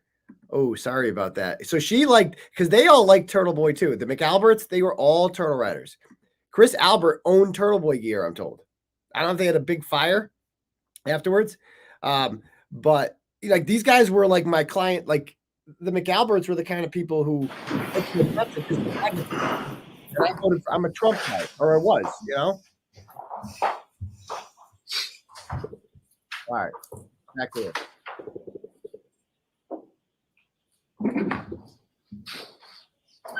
So, Ms. Albert, you provided childcare for Courtney Proctor's children? Objection. Oh. Need a time frame, Mr. Aidan. Have you ever provided childcare for Courtney Proctor's children? Objection. So you need a time frame. Before January of 2022, did you provide childcare for Courtney Proctor's children? Yes. When? Got him. They tried to keep it out. You just got to word it differently. You can't keep out the truth. 2019. 2019? 2019. Just that 1 year? Yeah, it was pre-COVID. And then when COVID happened and everything shut down, I wasn't helping her any longer. Okay. And then occasionally after, I would help just on an as needed basis. You did ask. After COVID. And during that year of 2019, how often did you watch her children? 2 days a week. And she had a boy and a girl? Correct. What were their names? Jack and Caroline. And Jack and Caroline were Trooper Proctor's niece and nephew, correct? Yes. The Proctor family entrusted you with the care of their children, correct? Objection. It's sustained as asked. You know that Michael Proctor is a state trooper, correct? Yes. You knew that he also was from Canton? Yes. You knew his wife, Elizabeth Proctor? Yes. And you were also aware that Courtney Proctor had recommended you to also watch Michael Proctor and Elizabeth Proctor's children, correct? Objection. Move to strike. That objection sustained. But you go back a long way with Courtney Proctor, correct? Correct. In fact, you were certainly at her wedding, correct? Objection. Sustained. Your son was a ring bearer at that wedding. Objection. All right, so we'll sustain that through this witness. What? Through this witness? You've spent time at Michael Proctor's childhood home, have you not? Yes. You've been to the pool at the Proctor's house, correct? Yes. Oh. I know the pool photo. Listen to him whisper. The pool photo. Yeah, I did the pool photo. May we approach? I haven't seen these pool photos yet. The defense's questions are way better than the prosecution's. They're way cooler. It's like, wait, what brand beer did you drink? They're like, what's up with this picture? Oh, there's Paul O'Keefe. What's he thinking? Dum dum dum dum. What time are the Celtics on tonight? Yeah. Karen Reed, bad. Me big angry at Turtleboy. Me go Turtleboy arraignment. Turtleboy say mean things. Me contact Turtleboy's mistress. Me bring her to hearing to keep Turtleboy out. That's how me honor my brother John. Me care. Me just not care enough to adopt kids. John do that for me. And Karen will take care of them. Oh. He's not smiling now. Not smiling now. You know, and people, they'll always say, oh, you're picking on the family. It's like, bro, he's starting shit with me. What am I supposed to do? He's a douchebag to me. What am I supposed to be nice to this guy? He brought the lying idiot with him to court. She testified to that at the RO hearing. She's like, Paul O'Keefe. She said that Paul O'Keefe invited her to the Karen Reed hearing on February 26th. She'd never been before. Paul O'Keefe is turning this Karen Reed trial into a social event for me, like to troll me. That's it. He suddenly had an interest in her on February 26th. Weird. So no, I don't like. Yeah, Paul. It's like stop. Like Paul O'Keefe will be fine. Okay, like Paul O'Keefe should be focusing on what's happening in court. He should be listening. He should be taking this all in, but he's not. He's not. Yeah.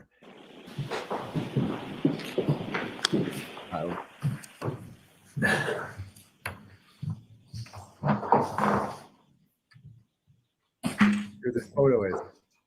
How many times have you been to the Proctor's pool? Say maybe a dozen. And you've certainly taken your children there as well? Yes.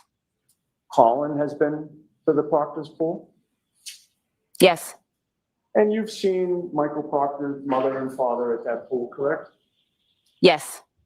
You've seen Courtney Proctor and her husband at that pool, correct? Yes. You are very close with Courtney Proctor, correct? How would you define very? Well, I guess I'd ask you to define very close. Do you deny that you were very close with Courtney Proctor? No. What? Objection, Your Honor. No, go ahead. Next question. You got your answer. I didn't hear the answer. Go ahead. Repeat that. Do you deny that you were very close with Courtney Proctor? No. Okay. You talk regularly, correct? Yes. Text each other, correct? Yes. You also talk by phone? Very rarely. Is it fair to?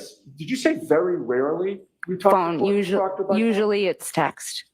But do you stand by that testimony that you talk to Courtney Proctor very rarely by phone? Do we have a time frame?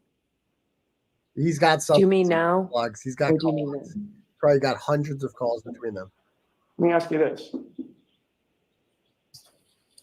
Between February 1st of 2022 and September 6th of 2022, did you only speak rarely with Courtney Proctor?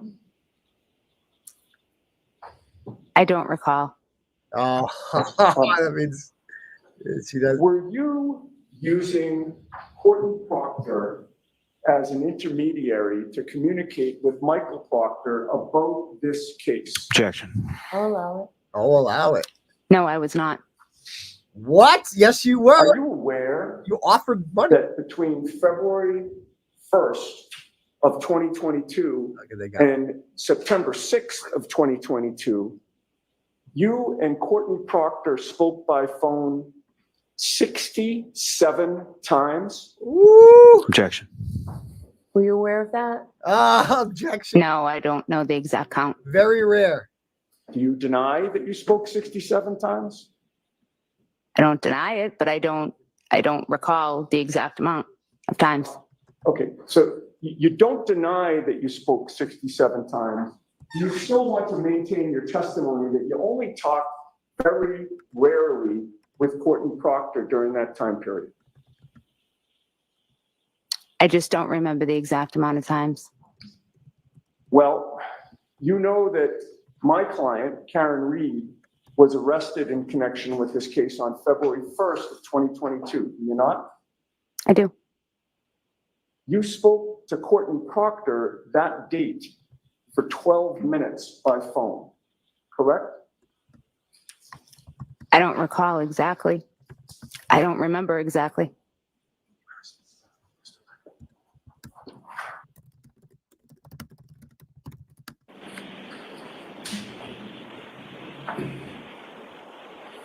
May I approach? Sure. Before I approach, same day. Your memory's exhausted as to whether you spoke to Courtney Proctor that day, and if so, how long the two of you spoke? Yes.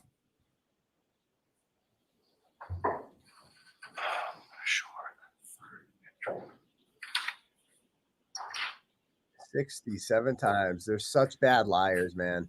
The jury just heard that. The jury's thinking, like, why would you lie about this? I don't get it. Unless you're hiding something. Why would you lie about it? I'm showing you a document with a number of... Just show it to us. Right, no, I just wanted to point out which one that I'm pointing out. So the third, I was going to say a number of lines. The third line down, if you would take a look at that specific date and time and see if that refreshes your memory about whether and how long you spoke to Courtney Proctor on February 1st, 2022. Can you see that, or do you need glasses? No, I can see it. I do have a pair of readers that I need as well, if you need to borrow them. Yes, if I could. Of course. Thank you. I And, left mine downstairs. I just got these, and it's like the Mr. middle. Yannetti, just bring them up, please. It took me a while to figure them out, but anyway. Thank you. I appreciate it.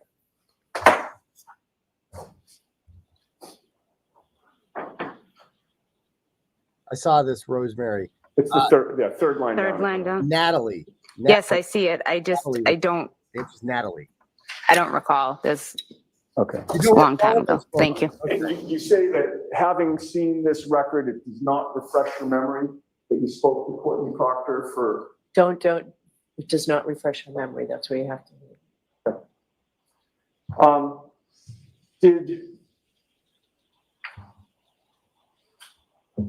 Did Courtney Proctor tell you the day of I know, right? my I client's thought arrest you were on February 1st that she had been discussing the case with her brother that day? Objection. Sustained.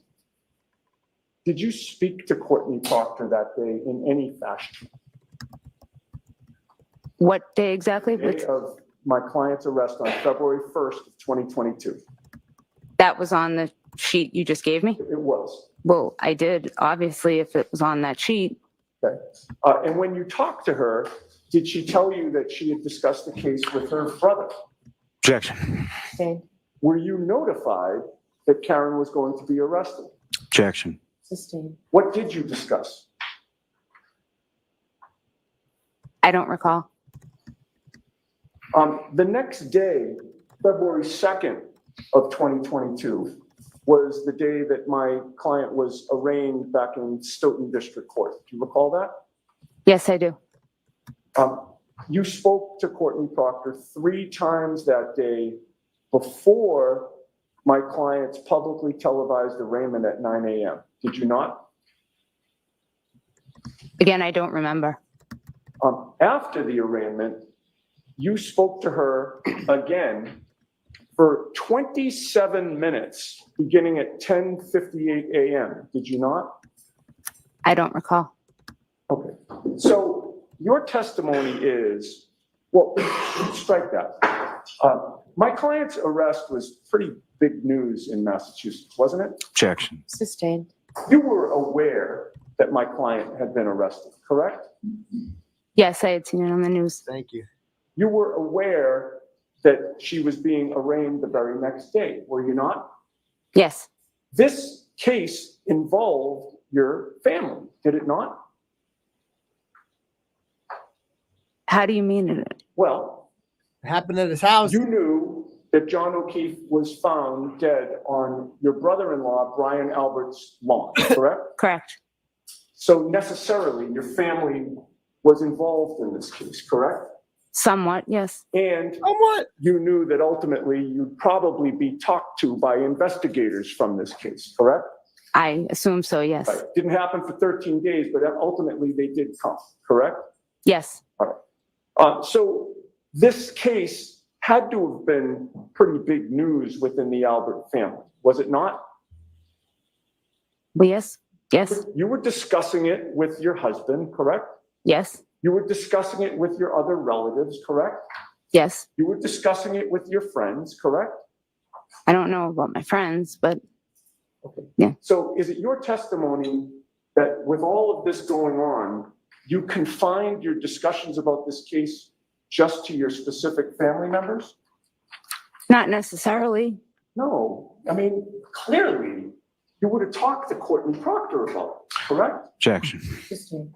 So, folks, why don't we end here? All right. What?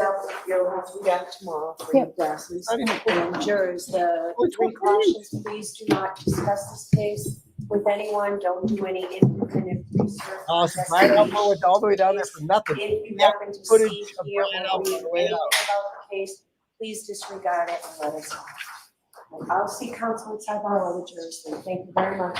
Jurors is closing your notebooks and leaving.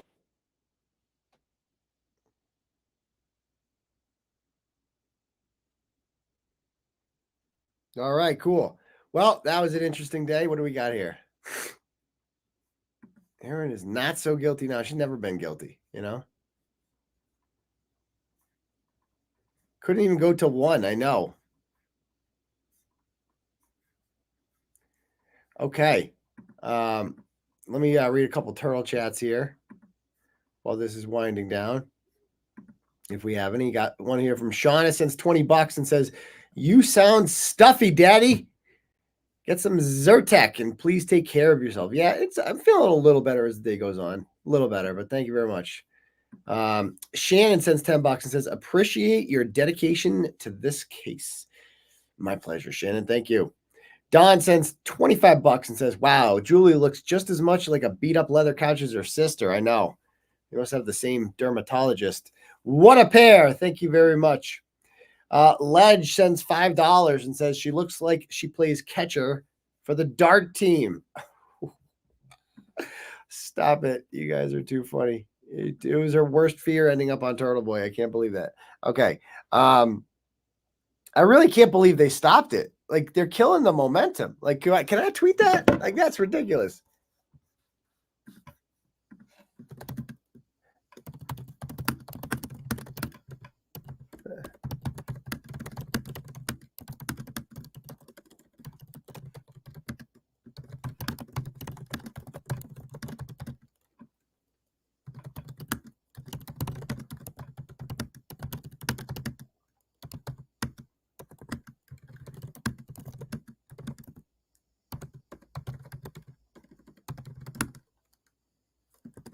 All right.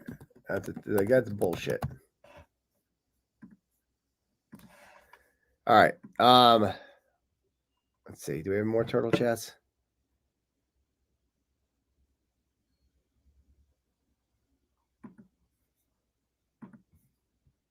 Okay, no turtle chats. I think we got a Cash App here. Okay, first Cash App is from Audrey.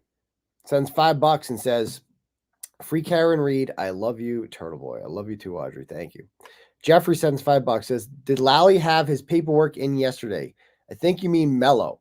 And the answer is no. He did not provide us the discovery that he was ordered to provide by the court. I don't know what the next step is, but he's just like, I mean, if you think Lally's bad, wait till you see Ken Mello, the guy doing my case. Like, it's so bad. Souza sends $5 and says, no comment, but thank you very much, Souza. So if anyone else wants to donate, link is at the top for Turtle Chat, or you can Cash App $ Uncle Turtleboy. We'll stick around for a little bit here. But yeah, and what do we got? So they're still in the court. I'm not sure what they're all doing there. Like, look at Gretchen Voss just sitting there doing nothing, just watching, just hanging out. So the reporters in the back have to stand. 1, 2, 3, 4, 5, 6, 7. I need to be there tomorrow. So hopefully we have some seat. Hopefully Eric has got the whole seat saving thing down pat. Hopefully we got that going on, because that would be awesome, man. I'll bring you guys a pizza there tonight. You know, the Plevin stream is quiet right now. Yeah, should we watch it? Not a good day for the Plevins of the world. Actually, none of these days have been good days. It's been mostly bad days. The climax is when they got a picture of Karen's taillight in the garage or in the driveway on the dash cam from an angle that makes it look like it's completely broken, but the angle only shows the back of it, not the side, which is fully intact, according to lots of other surveillance video that comes later on and prior to the 825 surveillance video. So let's check out. What could we watch over here? Yellow Cottage fails. Okay. Yeah, not a good look. Yeah, nothing. Does he even go on his own stream? I can see his face on there. Probably better. What else we got? What's this one? I mean, they got no numbers, you know? They got no numbers, these people. They got no followers. Not like us. I mean, we've had, how many people? We had over 4,000 people. We got 4,300 people watching right now. And I'm just shooting the shit. Who do we got in that courtroom today? Who are the lucky winners there? We have my buddy Adam there. Kelly Reed. I think that's Lee Silvera. There's Rita again. The Reed parents. Nathan Reed and Kat and her husband. Okay. Who do we got on this side? That they always bring Coral's back. There's his stupid ex-girlfriend, John's ex-girlfriend. I think her name is Tara Kerrigan. Who's Grizzly Adams that always is there? I don't know who that guy is. He's always there. Erin, John's dad. So much for the rumor about John's dad, huh? See you tomorrow morning. Okay. So, All rise for the court, please. I will be not streaming tomorrow. I will be. How's that? I will be streaming on Turtle Club tonight. So if you're not a member of Turtle Club, now is your chance to join. And yeah, let's pull here. Oh, this fucking guy. Oh, this guy's such a con artist. What a piece of shit he is. I'm reading my Spofford stories. You know, he's showing up in my algo now. Got a cash app here from someone. Let's see. Jacqueline sends $10 and says, I'm living for the Turtleboy commentary. Oh, the stream. So Deb has just off. So Deb is going to stream it tomorrow. Okay. Deb is going to stream the hearing tomorrow. So we will have a stream still going. I won't be able to stream it inside the courtroom, but she can just run the channel and stream it. There just won't be as much commentary. Unless we can get some people that want to go on there and talk. Then they can do that. She can invite people up. So yeah, because tomorrow is going to be a good one. I don't make, you know, it is what it is. Okay. Let me see here. Do we have any more turtle chats? I think I just got one more cash app here. Let's see if I'm going to read it. Matthew sent $1. I am not reading cash apps for $1. That's insulting. So I appreciate that. Lynn sends $10 and says, thanks, Turtleboy. Good luck. And thanks for all you do. I appreciate that, Lynn. Thank you. Mark sends $25 and says, Mark from Rhode Island. Is the carpeting being replaced shortly after the incident going to be introduced? Thanks for all you do. I would, if they find it, I would hope so. I don't know. We'll see. Okay. So that's about it. Do we have anything else I need to share here? Why are they done for the day? Your guess is as good as mine. It's like, because it was getting too interesting. It was getting too, like, it's bad for the prosecution. So Auntie Bev had to call off the fight, you know? Rest up. You can join Turtle Club I'll put a link to it right here. Let's see. If you're not in it already, you can sign up for right here. You get ad free on the website, and you get access to the Thursday streams that only Turtle Club members get for $15 a month. And it's kind of how we, Turtle Club has like been the best thing for me, because it's like, I used to be completely dependent on advertisers who fluctuate, come and go. They get harassed, they get boycotted, and it's just a problem. So now when people pay memberships for Turtle Club, then you become the customer instead of the advertisers, and they can't boycott you, right? You're still going to keep coming and enjoying the content. So I cater to you that way. So it's been a great thing. It's just steady income that I don't have to worry about, like, things that are outside of my control that I can't control, being kicked off shit, demonetized, that happens. So yeah, you can join that tonight. We're going to be talking all about this tonight. There's going to be a lot to talk about. Remember, I'm going on Grace Curley at 105. I'm going on Howie Kyer at 405. So I'll be on there to talk all about this today. And Brian Albert's in the house. He went there today. And there's that. Okay. Anyone have anything else before we call it a night? Oh yeah, let's get some Tom CPU going on. Oh wait, we got some Tom CPU.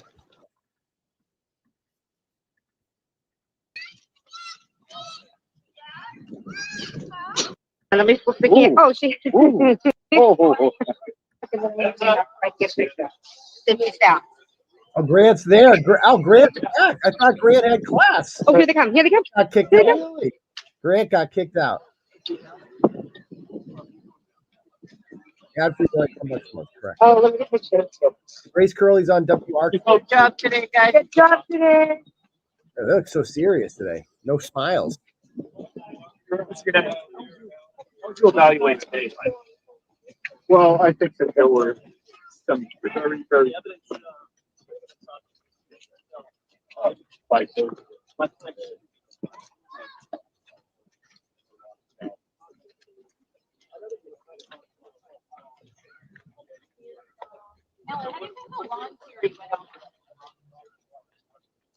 Why is that slimy?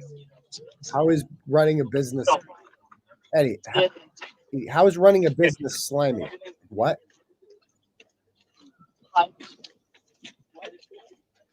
Yes, that's good.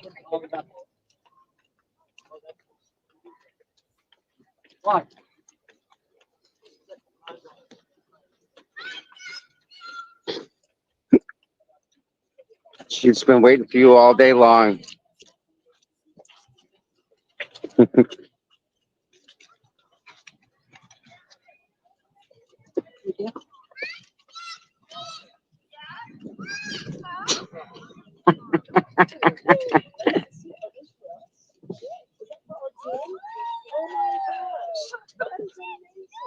Who's that talking? Is that Alan Jackson?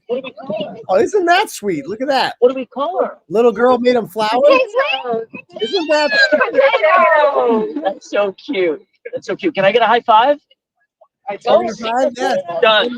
I love it. I love it. That's a beautiful thing. The trolls are gonna hate that. They're gonna go after that poor little girl. Watch. They're gonna be like, they're gonna call DCF on her parents. Dude, Kimberly Fair is gonna lose her mind over that. And lose her mind. And Krusty Patties, the woman who lost 2 kids in the States, can be like, that's bad parenting. That's bad parenting. She's not done. There's more. Where do you get all these? I'm going to be in the New York Post, I'll tell you that. Yeah, but they're not going to write dirt about her and have people share it. Oh, it's swapping. Oh, it's Yeah, there we go. I like it. I like it. Ah. See you later. Good job. Give her a hug. Great job, guys. Stop, Shay. Good ambassador. Oh, yeah. Or we'll trade back next time. Today. Shay, give him back her. Give him back to Carrie. I don't care. Good. They're swapping. Oh boy. Okay, so we lost. All right. Bye, Shay. That's so nice. How can you not? Yeah, thank you. No, it fell out.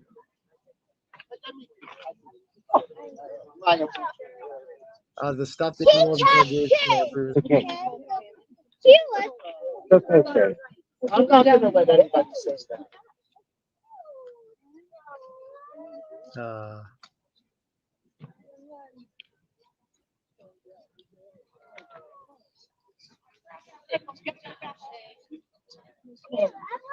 Trying to hide behind the car.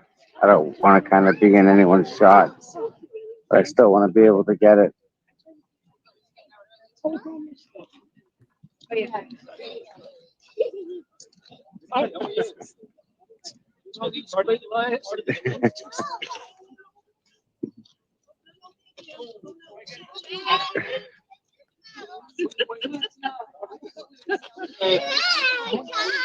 What's up, lady? How you doing?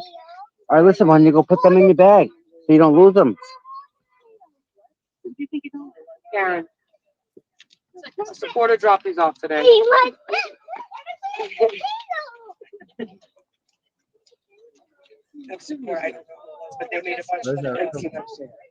Her name is Jessica. Jessica Fritz. Karen Jessica really Fritz made those. knows how to keep it real with the people who support her, doesn't she? Good fashion on point. Like values. Yeah, Karen definitely values and then her supporters, like all these people out there. Like she. All right, let's give them some time. Let's give them alone. We've got a camera in their face enough.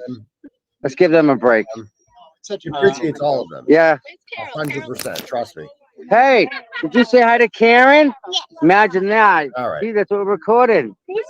So cool. Well, so anyway, I'm gonna call it a break now. So I'm going on Grace Curley on WRKO at 105, and then I'll be going on Howie at 405. So tune into those, and I'm gonna end the stream now. So we will see you guys. We will be streaming from this channel tomorrow. I will hopefully be inside the courtroom tomorrow. That's the plan. So can't wait. See you guys then. Peace.